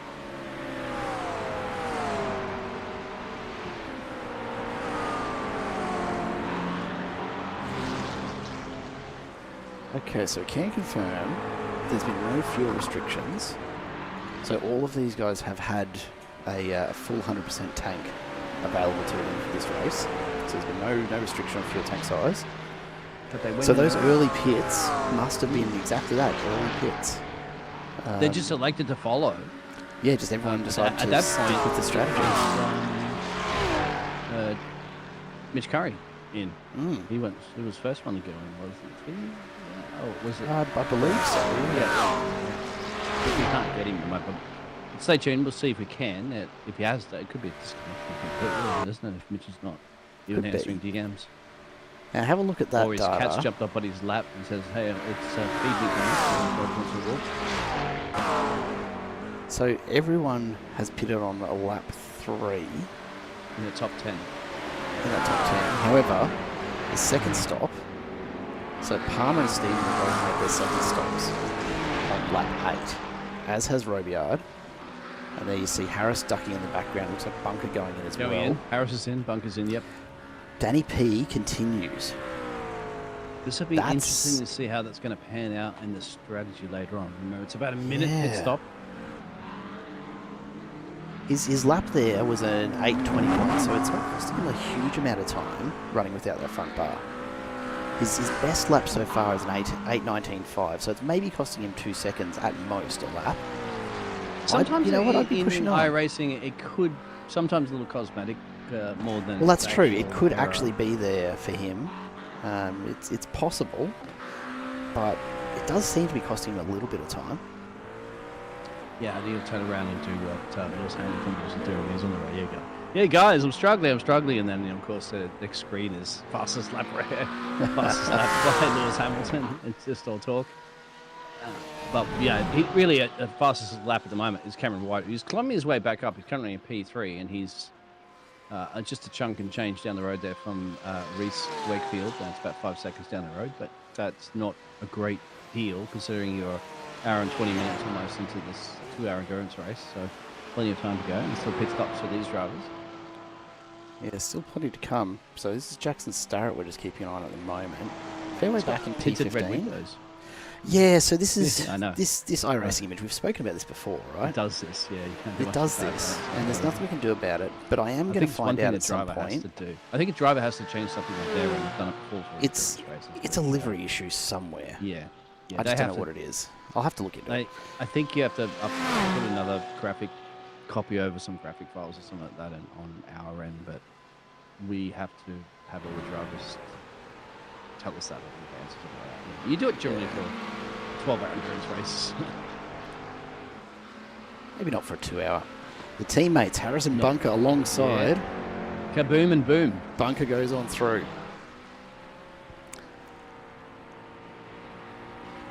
So these guys will be just chatting amongst themselves on the way around. They're pretty comfy in that they've got 12 seconds behind them and 12 seconds in front of them. Well, now it's 20 here. Yeah, they're a fair way separated from everyone else. Goes in for probably his third stop. Yeah. Maybe refueling to the end now. 40 minutes is about what you get out of a GT3 tank, give or take.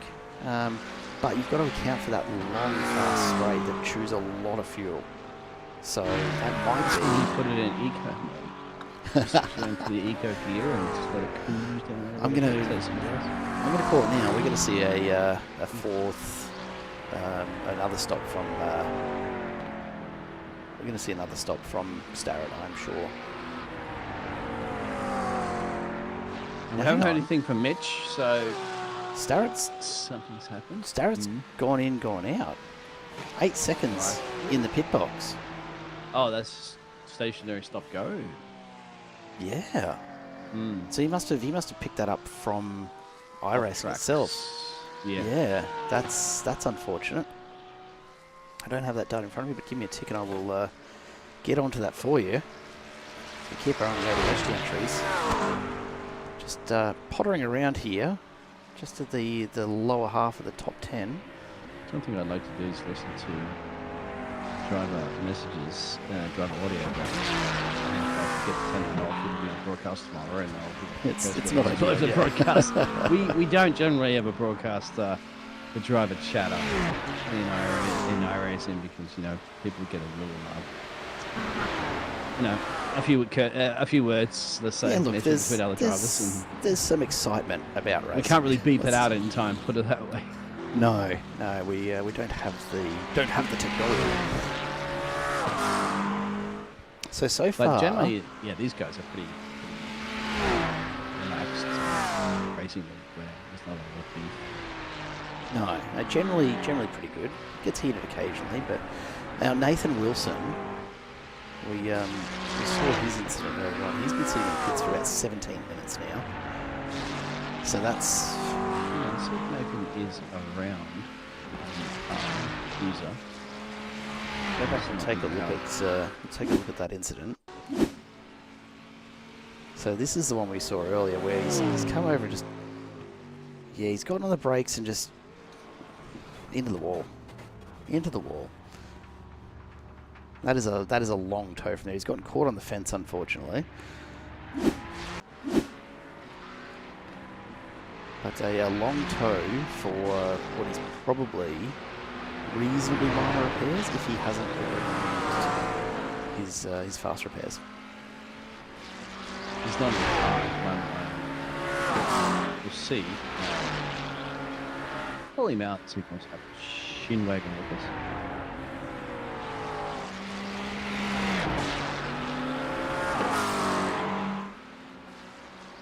We'll see if we can find a bit more information for him. That doesn't look like we can.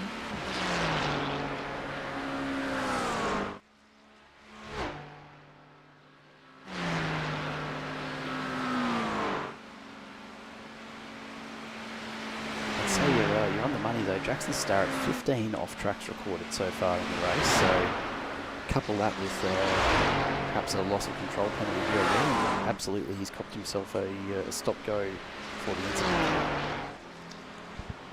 It will happen. Yeah, absolutely. I mean, it's the Nurburgring. There's so much opportunity for that to happen too. So Jeremy's got almost a 3-second gap now over a new Just T2. extending it. Sort of Reese Wakefield, who was one of our biggest gamers, apart from Dan the Man. As he who's currently runs off track sitting- as well. Just jumped to Wakefield and he's gone off track, so he's pushing hard to try and. It is on me. It always is. The Jerry commentator's curse. That is reasonable. That is reasonable. Wakefield up to 8 off tracks now, so thankfully unlikely to be pulling in for a stop go in this instance. Tell you what, enough lights on the front of the McLaren. Can't miss them behind you when they look like that.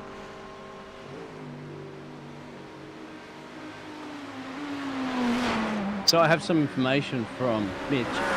Yeah, fire away. What have we learned? So he said he binned it. He nearly took Jeremy with him. He had damage. He had to hit the brakes and locked up.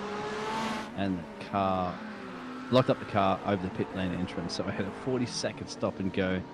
Oh and no! Race effectively over. So he has retired. Called it a night. Let's see if we can go back and have a look at that then.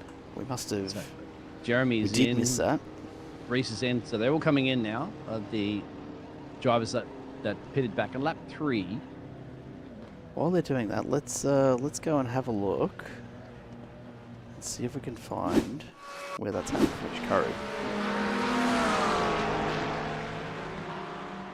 So this is a pit entry. It's definitely not been that pit entry that's been the problem for him. Or was it? That's The last time he went to pit road, wasn't it? That's what I would have thought. We're just gonna have a look and see if we can. It might have been when he parked it.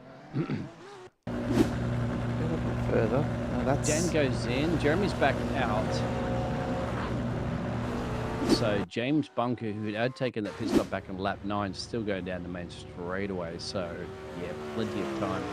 Okay, passing Mitch Curry. Most of the field to stay back out ahead, I would imagine. Of James. I have no idea how or where we've missed that on this end, because as far as I can tell, there's no sign of Curry actually bidding it.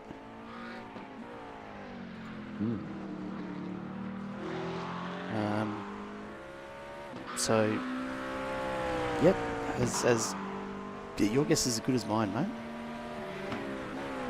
I have no idea. James Bunker that boxed earlier will be passing the likes of Trishan, Joshua, maybe Daniel. A bit closer to the edge of the pit road. No, just get past Daniel. So James, by taking that pit stop earlier, has got himself back up a couple of places now in P6. That's a little undercut. So we'll keep our eyes peeled on. I'm sure the other drivers will be able to get eyes peeled on that, see whether that undercut will pay off later on too. Meanwhile, Van Treek has found himself on the back of Ryan Palmer as well. Yeah, he's come out on traffic. There are worse places that he could have been. Still trying to find where on earth this has happened for Mitch Curry, where this issue's been. We can go back to the last time that Jeremy Washington passed Mitch Curry. Let's go and see this one. So this is where Curry had his big moment. This is where he copped his damage. So we saw that.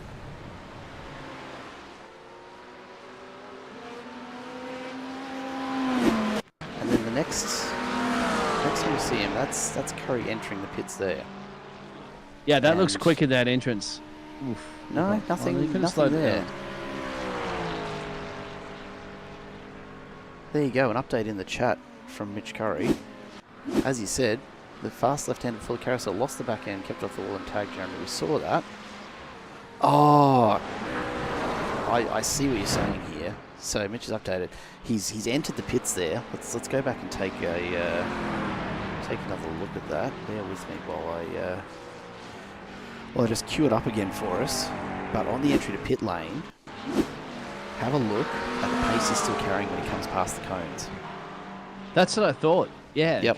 There's the cones there. And oh, he's gone way too quick, and that's your 40-second hold. And that right there is Mitch Curry saying, nope, that's me done. Fair enough. Welcome to the chat, Mitch. By all means, feel free to drop into the commentary box and join us as a guest commentator if you'd like. Always welcome to. Yeah, always welcome. As we keep our eyes now on Palmer Van Street. We might have had a busy couple of days as well, too. It might be like, That we will. The boss man. Will. The boss man does. The boss man wants. The boss man can do. So these two are the closest on track by far. Van Treek within half a second to Palmer. Everyone else separated by double-digit seconds, as tends to happen when you're getting into the last quarter of any enduro. But these drivers, again, having to deal with changing light conditions, changing track conditions. And you can very, very quickly lose a lot of time if you do spin it around at the wrong spot around the Nurburgring. And Mitch, I wanted to ask you, mate, why did you yourself included, I think you were the leader of the pack at that point, head down pit road early on lap 3? That's a good question. That's what we were considering you had a full tank of gas that clearly could go, I suspect, for about 40 5 laps. Think. Yeah, you'd be thinking about 4 or 5 laps that you can do that. But as soon as he went in, everybody else followed. Now, look, if I believe 20% gas left, you would have probably somebody would have elected to say, "I'll stay out." Now let's jump back.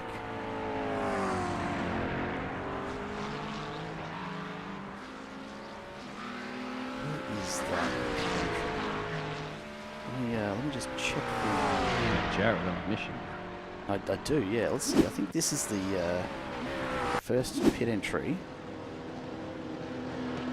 that we saw. So that's everyone following him. You have a look at that. Yeah. Absolutely everybody. Let's see if we can actually get a good That's shot. why we thought everybody only had enough gas to go. There you go. So it starts with a half tank. Right. Thank you.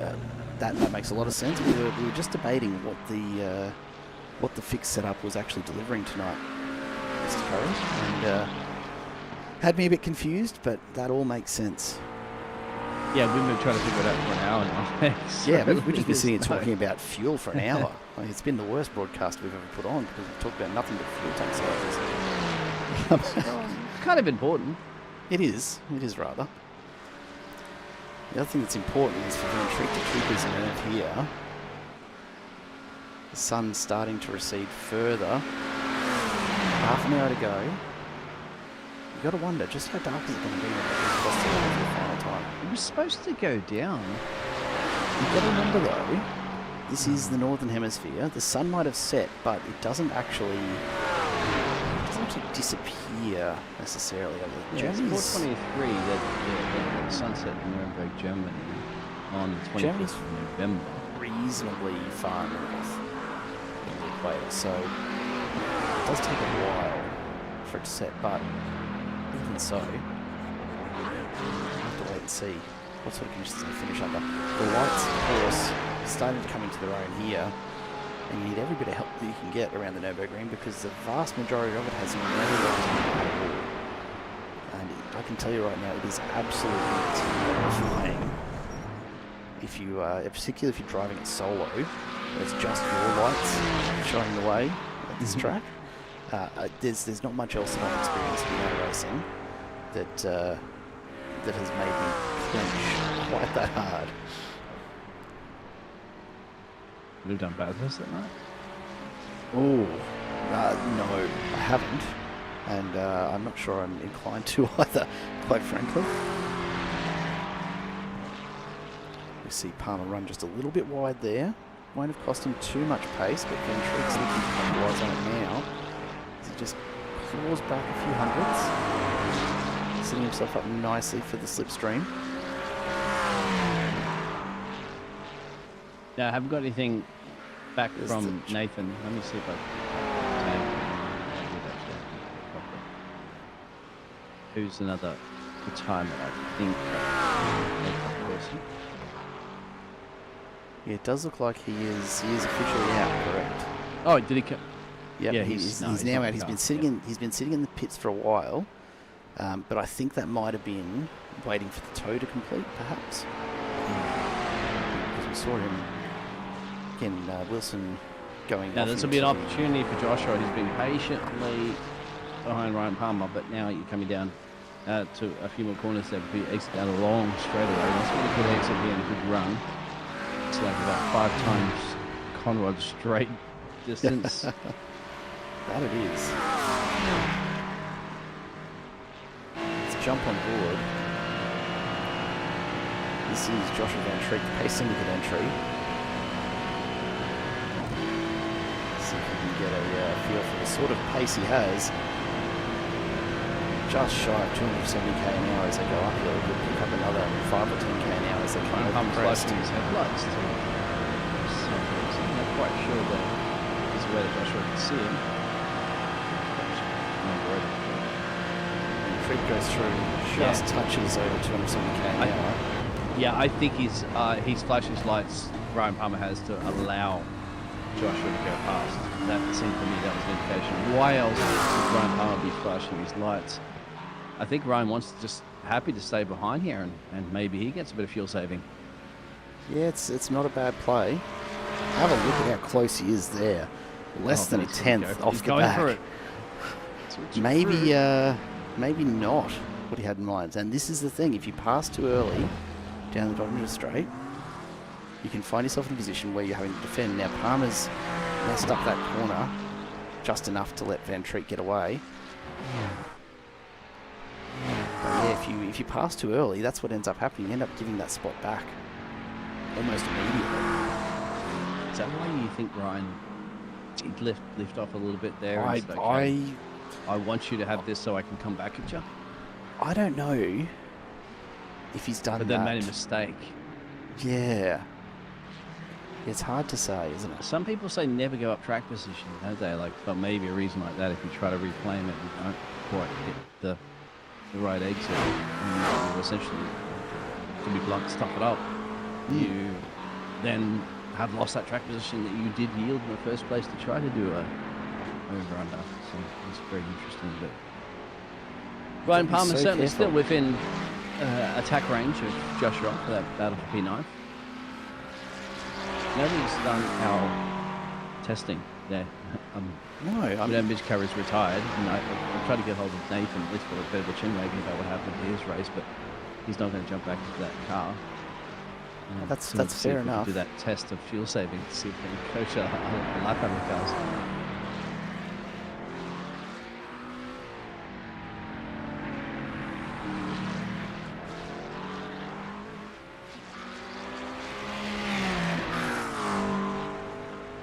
Getting good word from race control, asking if a driver could please do something that requires their attention. They'd appreciate it at this point. As everyone settles into their rhythm. You got that message, right? Just as an aside from race control, just letting us know that they're enjoying the very, very clean racing, but are feeling a little perhaps underutilised at this moment, which is fair enough. And honestly, it's what you want. Ultimately, is a clean race.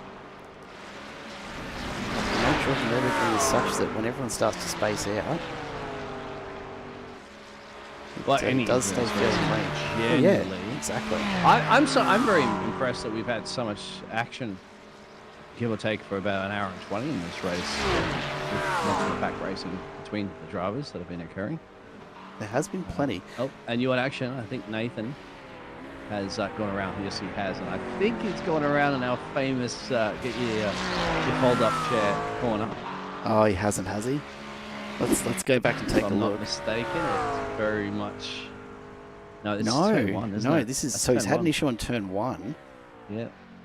Which is easy to do. Yep. I've done that many times. So I've got to wonder. These things you keep telling me that you've done all the time, Jared, with these mistakes. What about all the fastest laps you've done and set track records? I've done many PBs. I've done many PBs. That doesn't say much for the actual pace of them. So he's perhaps overdone the tyres there a bit. And Cameron White's come off track somewhere That's- as well too, but he's only cost him a second or so. But you might want to keep an eye on that because Cameron White is running in P3. Just wondering if those little Yes, I was, moments add to off tracks too. Remember that we've seen penalties for. They do. I was actually just going to, before we saw Nathan Bowman spinning it around there, I was actually just about to go back and take a look at Luke Hyden's last little adventure off the surface, because that allowed Cameron White through into P4. Oh, that's what it was. So this is the Heinz Beans moment. Beans, beans, Oh, Heinz. Oh, yeah, he's just overcooked it over the... see if we can get a better shot of that, I think, because I reckon what's happened is that he's gotten hung up. The centre of the car has gotten hung up on the curb right about here. Or maybe it's too just many having beans. the tyres in the grass. Yeah, giving it too many beans out of the corner, absolutely. Yeah. Starrett's crashed. While we've been watching this, Jackson Starrett has just crashed. And you know where it is? It's the corner, isn't it? It's that corner. Is it? Sure enough, the big slide. And he's ended up facing the wrong way. Yep. That's your hot zone right now. That's your ticket. That little grandstand ticket. We're charging double next race. Absolutely we are. That's the best place to capture the action. Definitely is. And it happens all the time. Just happens over and over again. Anyhow, you were saying before, as we watched Patrick and Palmer continue to Cameron White with a bit of an off-track moment as well. And that's high speed though. Yeah, but he's been very lucky. Very lucky not to end up doing some more damage there. Gets away with it.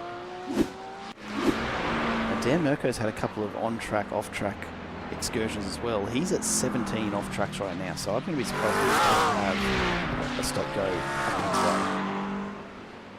Jackson Starrett with that crash goes to 20, and sure enough, Dan Mirko's run off-track again.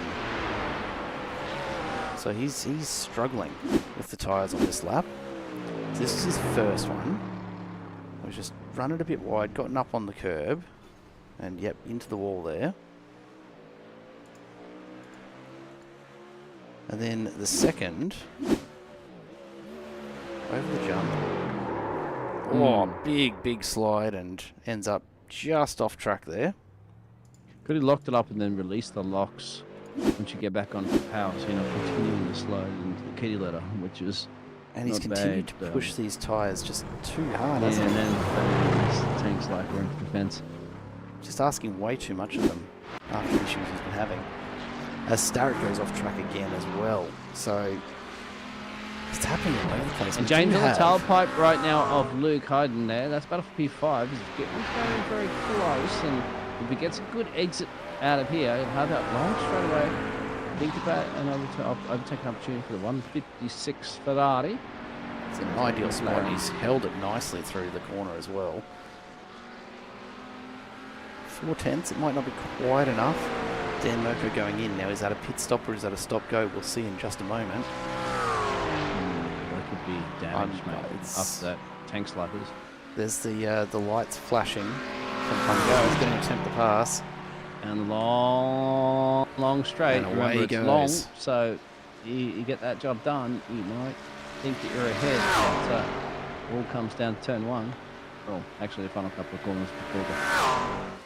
So there you go, Dan Mirko, the drive-through, 28 seconds in the pit lane, no stop. That is a drive-through penalty for off-track incidents. Bunker meanwhile makes the pass stick.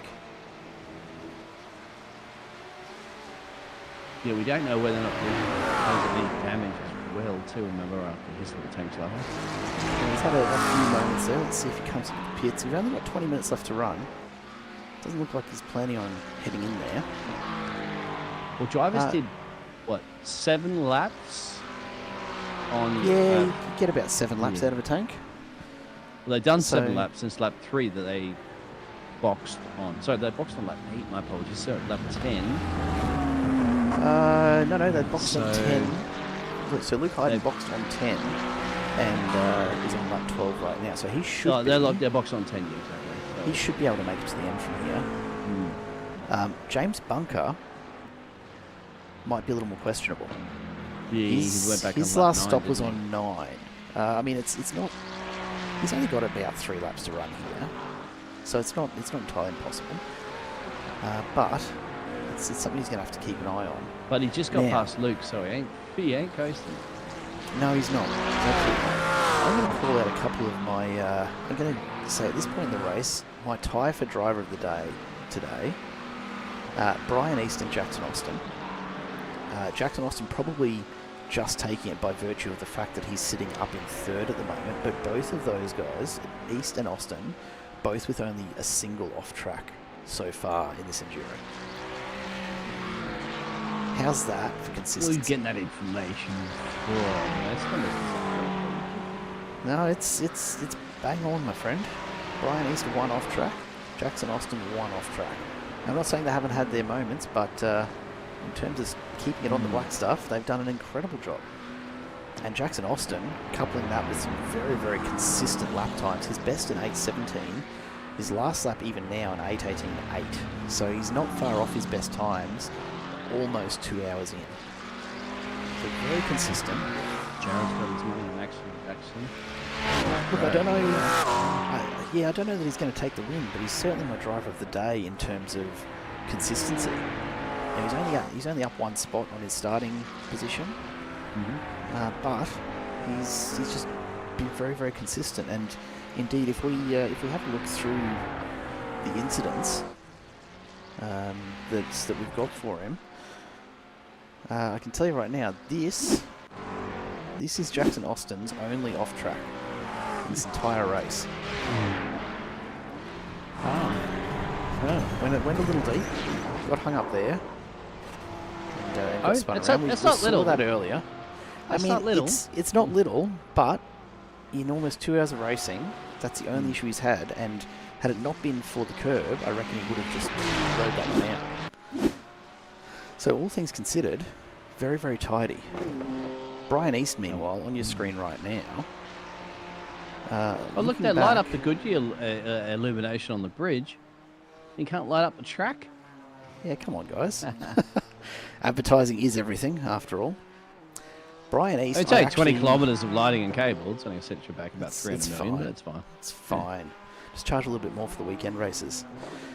So Brian East, I can't even actually find a record of his off track. So it was so minor that I don't think we've actually even picked it up. Jackson goes into pit road again, so you did say he would have to. And I think Yeah, that's going to be his refuel there. Mm. But out in front, have a look at the spacing. Jeremy Washington opening it up to 14 seconds, and then another 15 seconds back to Jackson Austin, another 20 seconds back to Cameron White. But James Bunker is not far off. Starts to I was going to say, I a little. thought Cameron White, who has clearly been one of the fastest cars on the track, even doing 2 seconds of lap quicker than Action Jackson, he's not going to be able to cut it with just shy of 10 minutes down this race. No, at this point it's all about keeping it on track to the finish. Like, as long as you're not coasting it, you're going to be able to hold this lead, and as long as you've got fuel in the tank, which these guys should have at this stage. The only question will be, and this is always the question, right? Mm-hmm. When does Jeremy Washington cross the line for the last lap? And when does iRacing decide he's going to be the white flag for everyone? Because he's lapping at 8:15, so if he crosses the line any time before about 1 hour 1:52, then he's going to have another 2 laps ahead of him. And at the pace he's going right now, he's probably about 2/3 of the way through this lap. I think there's going to be another 2 laps after this. Now, do you Very think surprised. you were kind of calling out the fact that you thought that Jeremy Washington was doing a lot of fuel saving, right, running in that P2 earlier? Because looking at his last pit stop time, as Joshua Vendrak has come off the track actually for about 2 seconds and changed it. You want to keep an eye on Dan's gone off track there too. And Joshua's been passed, so I look away for what's 1 happened second. to Joshy? I know. Look what's happening. Drivers, when it rains, it pours, mate. It always happens. That it does. Let's go back and take a look. Oh, big, big moment. Okay, let's go back to catch the first part of that. He's struggling with steering after that one too. Oh, he's just trying. Oh, gets airborne. Yeah, that rear right copped some big damage. He can't keep on track now. He's towed it. He's towed it. He can't. I think it's snap suspension or something. He had to get it done. So yep. So Ryan going Palmer, back to that situation. Let's go back. Washington. Yeah, let's have a look at the replay of that one. I'll elaborate. Washington was the quickest pit stop last time around. He was 29 seconds stationary. So whereas the other drivers around him, Reese Wakefield did 35 seconds. Action Jackson did 33. So yeah, 32 he was a quick stop Dan the for man. him, wasn't it? So I mean, that's about a good full second shorter. So that may come down to that fuel saving. Otherwise, they. But you wouldn't think a championship leader like Jeremy Washington misses a slip of gear like that one and short fuels it. So. And here he comes down the Dodger Straight. Look, I don't think so, but he's certainly not going slow. His best time in 8:15.54, his last lap in 8:15.7. He's only 0.2 off his quickest time. He only has a 14-second gap, so if he does want to lift and coast a little bit, he's got the option to. Enough to be that comfortable. Because I mean, the best time for the couple of drivers behind are a second or two slower than his. Now, watch for the flag here. I don't think he'll be showing it. I don't know if we're going to catch it, but I don't see any flags out from the officials. No, my mouse isn't flashing white either. There you go. So we're going to have flashes with the colours of iRacing that we know. No, we're going to have 2 more laps. So Washington, he will have. I tell you what, if he had slowed it down for just the last couple of laps, he wouldn't have. He would have found himself in amongst traffic. So poor Dan's going off track. So is Jackson Starrett as well. Too. Both those drivers not having much fun at the moment. Dan's had to tow back pit road, struggling. Yeah, let's go back and take a look. This is Dan Mirko. He's had a rough race in the B electrical Mustang. This one will have here for sure. Yeah, and everything just starting to get a bit much for the but he's gone Mustang. back in the kitty ladder. I think somewhere around here is actually just completely binned it and up and over, and those tires. Yeah, struggling.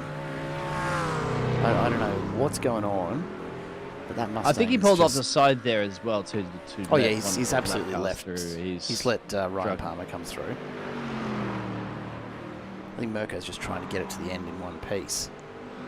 Yeah, you got to commit to it now, mate, because Ryan Palmer's gone in. That's interesting. I didn't see anything from race control indicating he had any issues before that. So this is a scheduled pit stop, you would think. But that's late in the race with 10 to go. Unless it's a drive through for off tracks. Yeah, he was on the he is on the limit, isn't he? There's the big one. There's the big hit that's. I think that might have been Dan just saying, enough is enough. He's been through the fence at that point. So Ryan Palmer said the drive through. Yep, he had. I think you're right because he was at close to 20 OTs. He was right on it. Yep, he's got Ryan Palmer 16 off tracks. So I'm showing 19. This is the thing. iRacing doesn't always give you specifically when you see a driver going in. Look, it's do the math. It's an estimate, right? We can put it together. Absolutely. So a drive-through for Palmer. Washington just.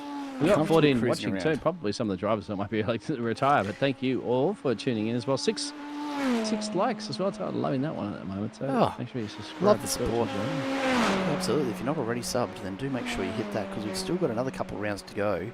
In this championship. Now, the next 2 rounds, we do. Yeah, Bathurst to finish.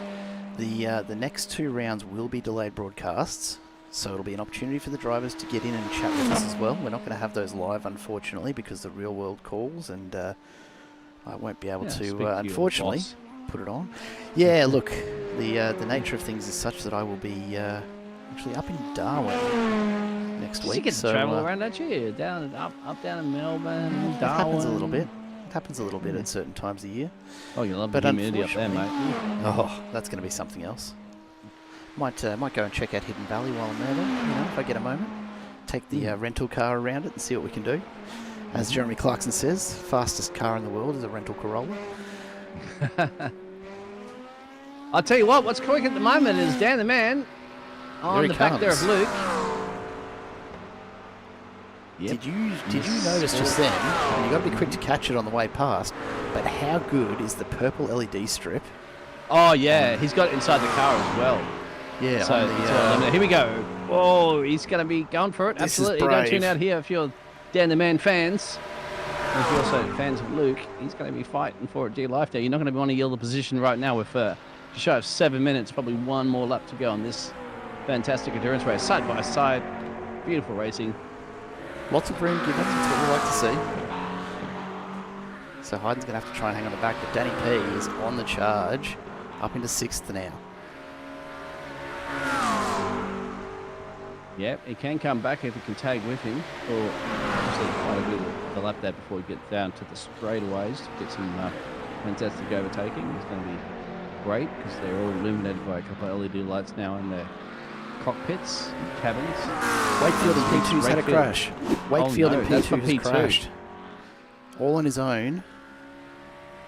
What's happened here? Oh, Just caught the curb. Yeah, it's coming Okay, down. so no damage. No damage. It's a big turn. Oh, gets it through. All right, so all in all, not too bad. But that's gonna cost him some seconds. Yeah, 8 seconds gap now to Action Jackson, which might still be enough to hold off there. Vertically be the penultimate lap coming up soon. Well, this should be the penultimate. The last lap we're hoping will be the next one as Jeremy Washington gets closer and closer to the finish line. Will be the right sort of timing. Probably about an hour 50. Oh, what's just happened there? Oh, Luke Hayden disappeared. Luke, where his lights were. Yeah, I'm on board with Luke on my screen, and I can't see. Yeah, he's really big. Come on, hold the. I hope your internet holds in. Connection can hang in. Something in Luke's household's just operated the microwave, and it doesn't fit with his Wi-Fi. So screaming out, "Stop the microwave!" Washington out in front should be crossing the line. I reckon at about 150, hour 57 or thereabouts. So it won't be too much past the 2 hours by the time he takes a checkered flag. And the rest of the field won't be too far behind that either. We will, of course, you notice that with Jeremy it has no, well, you know, keep an eye on that battle. He likes done a bit of damage to the front end of that Corvette at some point there. And this is the danger, right? If you do cop a bit of damage on a track like Nurburgring, you needed those lights. If you don't have them anymore, then yeah, it gets a little bit challenging. This is sparks flying off the back of Hayden. He's only got the mandatory required illuminated number on the side of the car. Aside from that, you can't see anything else. Nothing else. He's driving we'll see it purely soon. by feel now. Let's go up front and have a quick look at that. No, I'm seeing lights on my side, mate. Well, that's good. Hang on, no. Inside in the cockpit, it's all completely dark, and see, there's no strip as well too, or the LED light. Oh yeah. Yep, that they have, right. and inside the car it's dark. I mean, it's just illuminated by all the light panels that's inside the car for all the 2,000 different his racing roll bar knobs that are on his wheel. See, it's just dark. It's all about that external view. Doesn't want anything in the cockpit to distract him, obviously. But apart from those lights are bright. Yeah, well, illuminated dials. You can see everything there. Can you reach for the ejection button seat? Let's stick with that as we make our way down. We're going just straight for what should be the second last time in this 2-hour enduro. Round 6 here of the MC Motorsport GT3 Championship. No, 270 something. It's about what it did.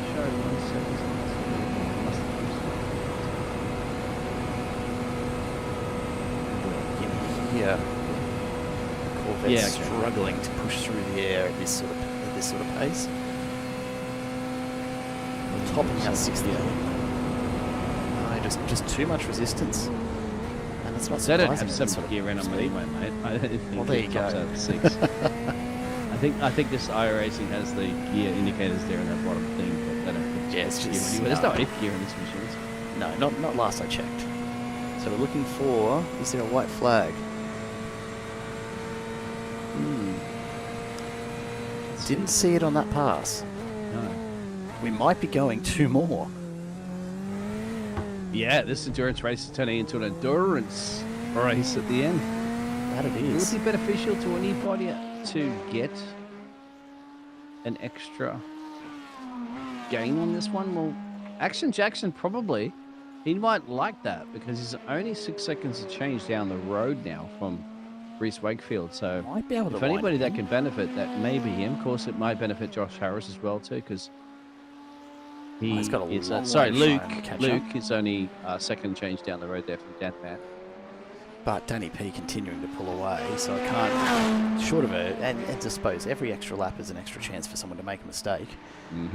Especially endurance races too, mate, when fatigue starts setting in a lot. I just came back from that basketball world, Yes.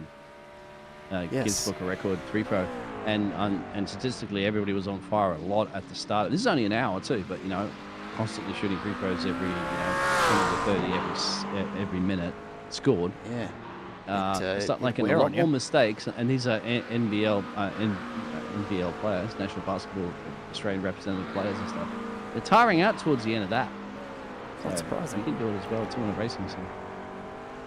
Reese Wakefield on his way around, all lit up in the Antic Motorsports McLaren.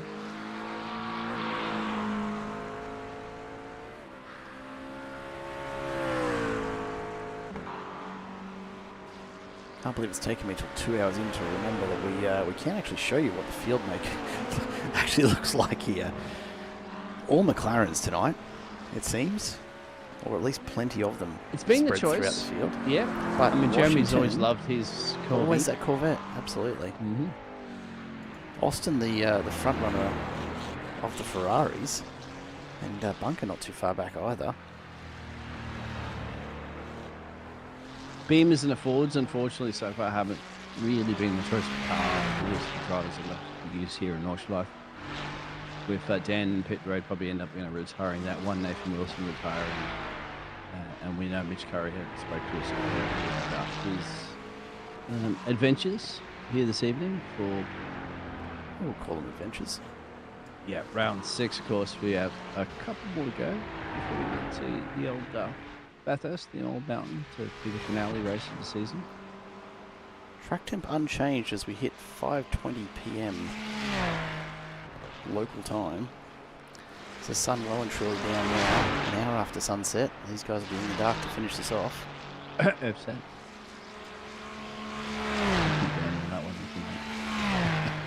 We're gonna go round and round. I don't say how many laps it'll be.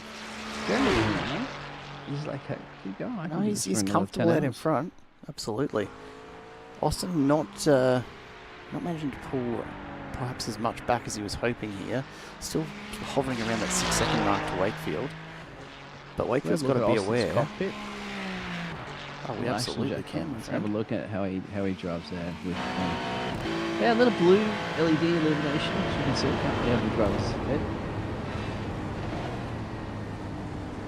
So you can see who dropped the water bottle Oh, it's down important. between We your know legs that. and reaching down there. Just trying to downshift and upshift. Takes us back to our Super Formula Light Championship where we saw one of the front runners as the only car not to pit in under the safety car, and in the post-race interview couldn't make it to the end because of that fueling, and all because he was reaching for the water bottle, which should have been watching the safety car. Yeah, It happens. it Even happens, in the virtual absolutely. world. Absolutely it does. Nathan Borman's going into pit road. Didn't have enough in the tank. Not enough to make it. Yeah. Or out off tracks, maybe. He could be close enough to off track, but it could be not. Keep an eye on that and see if he does actually make his way to the box or if he just continues through. Going his good box now, but not that one. Is it a stop go? That's the Stationary. question. Stationary. Can't see if they're taking any tires.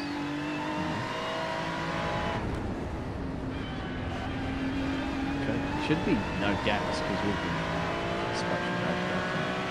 And Okay, 22 seconds, so perhaps some fresh tyres just to get around. It seems, I mean, it's possible. A little unlikely with really only one lap left to go. So we are officially at the end of our 2-hour time period. We should see Jeremy Washington. We suspect getting the white flag. He does make his way back around. He's still got about another third of a lap to go though. And have a look at this. Austin, if I'm not mistaken, for just a moment, you can glimpse off in the distance the headlights of Reese Wakefield. Just on a few of these corners. Well, it could well be just, no, there it is. Just a little further up. You can just catch him every now and then. He will know. Well, he's spurring him on. He's got it down to 5.5 seconds now, so the pressure's on. There's the lights going around the carousel ahead of him. The banking elevation. Gotta love the carousel. When you get it right, it's one of the best feelings ever. But it's so easy to get it wrong. You just get spat out the top. This is when it comes to earning your paycheck, because you're down in the dying stage.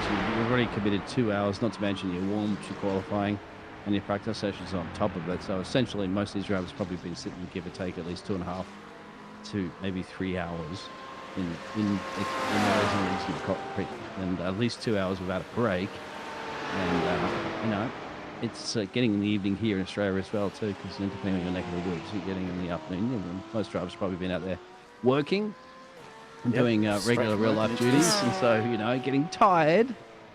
And now in the night time, can't see only the lights of the car are illuminating the track, so concentration levels are through the roof. And we all know what happens when you exhaust a lot of mental issues. You start, the fatigue sets in, you start making mistakes. So I just know how you bring it home one more lap and see that checkered flag. It's going to be a bonus feeling of surviving Nuremberg or Nordschleife. We're on Cameron White at the moment. He was the fastest man in qualifying. Unfortunately, it has not been his night tonight. He's managed to hang on to P4, but hasn't managed to keep it out in front. So the Porsche proving just not quite up to the task this evening. As he makes his way around again. Now let's check in with Jeremy Washington out in front, coming down the back straight. You don't get a sense of speed at night until they come past you. Yeah. It's headlights, headlights, headlights, and then whoosh. It's like the sound of speed, isn't it, when you hear something going... And it's absolutely. Like light almost. So let's keep an eye on this and see if we can pick up from the in-car view. Surely, this time around, we'll be seeing a white flag out. Surely this is it. It could actually be race done. Or celebrating. It's done. He's done it. It is. Okay. So iRacing just hasn't issued it. We've got our... There we go. There's our finish. And Jeremy Washington takes the win comfortably in the end.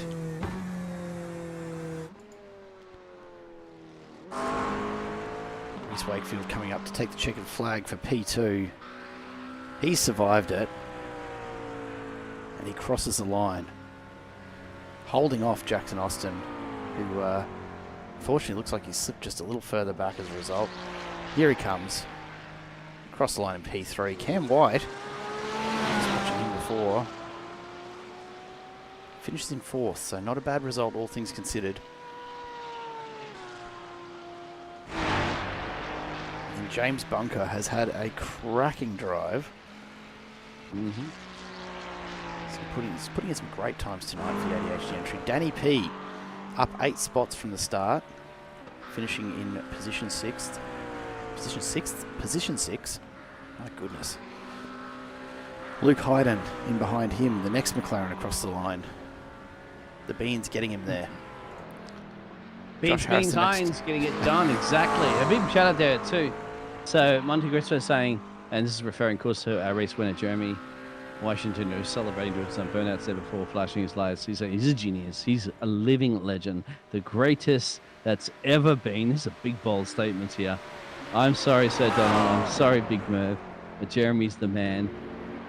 The icon of the game, the icon of the sim, let's say as well too, as Jeremy is celebrating doing more burnouts at the moment. I'll give him that, as absolutely. Well. That's big, bold and brave words, but I'll tell you what, the man leading the championship and now got a hurl of more points there.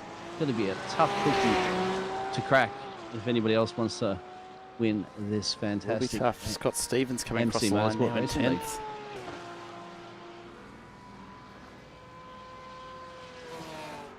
He's an anonymous. Tristan McLaren just flashing the lights on the way back down the back straight. He's celebrating early. I mean, he's still got to get it there yet. It's probably worth taking a bit of care. I still get out Tristan McLaren actually drives another car. Of course, you have to go to. I think he's contractually bound to, isn't he? Yeah, but have to. You'd have to think so. Surely McLaren's sponsoring. God, Tristan, do you have one in real life? We'll get you one sorted out. You go right ahead and get him one sorted out, mate. You're on your own for that one. McLaren across the line in 11th. Now, Jake Rubio and Brian East find themselves in a battle for 12th. Yeah, and there's no headlights. After all this time. No. Jake's car. Rubiard's got nothing. He's relying on... No brake lights either. Now, hang on. We'll watch these guys cross the line, but he's had a big hit. Yeah. He's been driving in the dark until East caught up to him. And right now, the only way he's seeing what's ahead of him is because East is providing the light. Yes, that's true. Well, he's Lance Stroll, so, you know, I mean, we'd be lucky that Lance Stroll would be finishing a race. But tell you what, Jake will, hopefully. Come on, Jake, bring home, mate. You got your teammate. You actually got your colleague here in this racing league giving you a bit of illumination, shining your way home as a beacon of light for you to bring it home for the endurance race. We'll let him cross the line, and then we'll go and we'll check in on exactly what's happened, because I think I know where this has happened. Are they going to follow each other? Is Brian going to just guide him home? Yeah, he's beacon and inspiration. I think Brian's looking to get past. It does look like he's not going to do it. Got a bit loose there, and Robiard takes 12th. Brian East takes 13th. Now, just while we wait for Nathan Bowman to perhaps get a little closer to the line, that's much earlier. My eyes and glasses. My apologies. And sunglasses. This is probably, and this is a fair while ago, he's lost his lights. There it is. Knocks it off there, all the way back there. The rear lights, they're still there, functioning. He must have lost them at some point too. Must have. So we go back live. And Nathan Bowman, the last man to finish, 14th. Not last on track, though, and not last in the points, but the last man still to cross the line. He's still standing. He's still standing, absolutely. Plenty others have not made it all the way through. Only 4 retirements, because Joshua was late. Very unfortunate, Joshua doing so well in that race, like so long, and one big boo-boo towards the end there, having to elect to park it. And, apart from that, Dan Micro, he did pretty deep in the race as well too, didn't he? Micro, sorry, and and then just too many incidents at that point. He just he tried, and unfortunately, car was not agreeing with him. Mitch Curry, we heard from him earlier, had a few issues that just built up at once and just elected to park it, as well as Nathan Wilson a lap or two before that. But everybody else managed to make it home. And guess what? They're all still eager for a quick chat, mate, because they're in an interview waiting room. They absolutely are. Let's see who we can find. We might start with Reese Wakefield taking out P2 there. Reese, are you with us, mate? Yes, I am. How are we doing tonight? Mate, we're doing fine. We haven't had to sit in a cockpit for the last 2 hours. How are you feeling? I definitely need at least 7 showers after that. little sweaty. Look, a solid race right throughout for you. P2, definitely a good result. Up 4 positions from where you started. Is that kind of the outcome you were expecting, or a bit better than what you were hoping for? A lot better than what I was hoping for, to be honest. I rarely drive Nurburgring at all, and So like even qualifying P6, I was kind of a little impressed with myself, but to come out with a P2 with a double points round is it's better than I can expect. Apparently, I'm just good at endurance races. Well, I mean, start petitioning for more of them next time around, right? We'll get away from the sprint approach and get into the enduros instead. Made a really, really solid race from you. Well done on P2 for this evening. Held your own right to the end, and a great finish overall. Congratulations. Thank you very much. We'll leave Reese to go and celebrate his unexpected win. Before we bring our winner Jeremy Washington in, the people's favourite, as always, Danny P. How are you, my friend? Welcome. Dan the man. That's what I'm tired, I'm knackered, but I'm happy. That's good to hear. Look, not a bad finish. P6 in the end. Well up on your starting position. Yep. How'd you feel about that whole race? That whole race, minus my little spinny that I did. You had a moment. We did catch that one. I had a moment. Pace-wise, it was great. I was happy with everything. Just fighting through traffic. It's fun as always, but it just takes so much time away from you. But I was happy that I got to the end. You know, and some really consistent laps throughout. 8:17s, 8:18s. From a fuel perspective, we were having a bit of a conversation along the way, just talking about fuel saving and whether it would be worthwhile. Was there any thought of trying to stretch that out tonight, or was it just foot to the floor as much as possible and stay with it? It was foot to the floor. It was more of like, are we going to do 14 laps or 15 laps? So it's like, do we take an extra 15 litres or do we run the risk? But in the end, I think I talked about maybe 10 litres too much, but for me, it wouldn't make So much was of it a difference. 15 litres? How much a lap, mate? Was it 15 litres a lap? Yeah, 15. Yeah, 15.1, 0.2 around that per lap. So plenty of fuel usage, unsurprisingly. yeah, it's huge. It's a quick track, and particularly the Donja Straight, just choose it as you're trying to hold those speeds. It does. Mate, as always, we'll have to give you a big hello from the chat, Cram Yes, and thank you, boys, Turtle in Shell chat. Productions. Appreciate it. Just saying hello as always. As usual, the support for you turning out tonight, mate. Yes. So well done. Thank you. Appreciate it. Thank you for streaming tonight, guys. Appreciate it too. Always a pleasure. We'll leave you to go and get some fluids on board and perhaps recover a little bit, eh? Yeah, Shower thanks. or something like that, mate. Yeah. Go on. I'm going to have a Spray it up in the shower booth, and mate. have some alcohol. Here you go. Go You deserve and it. enjoy it, mate. Danny Thank P you. gets himself a P6 for the evening. But of course, our winner this evening, the man himself, the Corvette from Private Ear Racing, Jeremy Washington. How are you, my friend? Well, Jared, thank you. Yeah, thanks for having me Looked almost comfortable out in front tonight. on. It definitely wasn't. Mitch and Reese and Jackson and Cameron, they were all very quick. Unfortunately, obviously, Mitch had his issues. They all had issues in the end, which just sort of left me out in front. But no, it was definitely harder than it looked, I think. How many off tracks did you get in the end? I mean, I'm not quite sure. Remember them where? I think I was on 4. So, I'm thinking something like that. yeah, 2 from the, I think Not 2 many. from the Mitch incident, yeah. And then 1 or 2 here and there. So very, Apparently, you're a very living tidy. god out there, mate. You are. It's what we hear in the chat. Any As quote, comment a on that? genius, a living legend, the greatest that's ever been, but an icon. Sounds of like the game. my one-man fan club is picking Alive me and up a well. little, but I'll have to send him his check in the mail.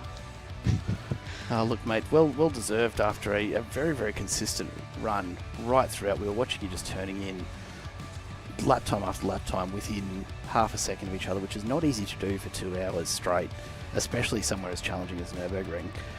Any particular moments in the race where you felt a little, I don't know, like you were losing touch with the feel of the car, or generally felt pretty good throughout? At the start of the stints, the car was very sketchy, I felt. Some corners understeer, others oversteer. And I think Mitch would generally pull away and the others would sort of catch up at that point. But as the fuel came off after 2 or 3 laps, it felt pretty nice and I could push back up to him. So it definitely wasn't completely straightforward. And I was just, in my mind, it was just don't make that big mistake. Everyone's going to make a big one. If you don't make it, you should be fine. And that's how it worked out in the end.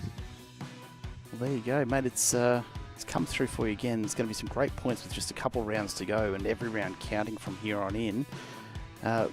Preparation for, I know we're 2 weeks out still, but preparation for Bathurst, you're starting to turn the practice laps yet, or you're feeling confident about that one? No, this is the first week. A week ago I hadn't done a lap at Nurburgring, so I've been doing, wow. I've only been doing this all week, and I think I might take a couple of days and then yeah, just focus on Road Atlanta and take it one at a time, and yeah, hopefully pull out a bit more of a lead before Bathurst, because anything can happen in one round. So Absolutely, you can. Well, mate, it sounds like you've certainly earned a rest after getting your head around the Nurburgring in that space of time, and then turning in another race win. Well done tonight. Good to see you back on the podium again, and we'll keep a close eye on you next week for round 7. thanks, guys. I look forward to it, and I'll see you then. Good stuff. Jeremy Washington taking the win tonight, as we watch the vision of him celebrating in the background. Your final race results have been on screen for a little while there, but just to recap: Washington first, Wakefield second, Austin third, and Cameron White in 4th. James Bunker taking 5th for ADHD, Danny P, the Vibe Gang Racing entry, in P6, followed by Luke Hyde, and then Josh Harris and Ryan Palmer rounding out the ADHD entries. We've actually got, and we'll just check and see if he is available to come out and chat to us as well. Tristan McLaren has joined the waiting room. Tristan, are you with us? No, we've thought we had him there for a moment, but no such luck. That's all right. We'll keep going. The ADHD boys all in the top 10 there. Scott Stevens, unfortunately not able to repeat his success, Biggles, from last week at Daytona. Got the win there, but P10 tonight. Still a pretty good performance, wouldn't you think? Yeah, well, any seeing the checkered flag of endurance race is always a good performance, regardless of what position you finish, because it's just tough, especially into an evening, into a nighttime race as well too. So hats off to all the gladiators. And of course, unfortunately, some of the drivers took too much damage, elected to yield it and park it for the evening, but they didn't do it at the start of the race just because it got damaged. They stuck with it as long as they can, just to show the fighting spirit here at the MC Motorsport. Of course, going to be always thinking about the next penultimate race at Road Atlanta, which should be a good one, and a crucial one for maybe less Paz. We're not going to wrap it up there with Jeremy Washington, but he's certainly got one hand on the trophy, if not close to two. And it's going to be the big fight for the rest of the field, isn't it? To who's going to be coming second step on the podium, on the championship podium, of course, and third as well, a step. And that's going to be dictated and decided in these next 2 races. Absolutely will be. And of course, the last 3 rounds all unable to be drop rounds. So when we do bring you the points update next week, everything counts from there on. So if we've got a couple of close races still to come, then yeah, there could be a few battles that we'll be watching with keen interest to round out the season. Just 2 weeks to go, a couple of delayed broadcasts coming your way. Keep an eye on the channel though. We do have them booked in, so make sure you are subscribed, and go and check them out in the GT3 season playlist. You'll be able to tick the bell so you do get a reminder when we are ready to go live with those ones. Until then though, Biggles, as always, an absolute pleasure to have you in the booth with me, my friend. Thank you, sir. Thank you very much. And we will get back into it in not too many days' time. It's probably about I think we're a week and a half or thereabouts until we do bring the next broadcast to you. So in the meantime, do stay safe out there, drive safe particularly, and don't recreate these actions on the roads, keep it for the track, and we will see you for the next MC Motorsport GT3 Championship broadcast right here on Simple Racing Broadcasts. Until then, goodbye for now.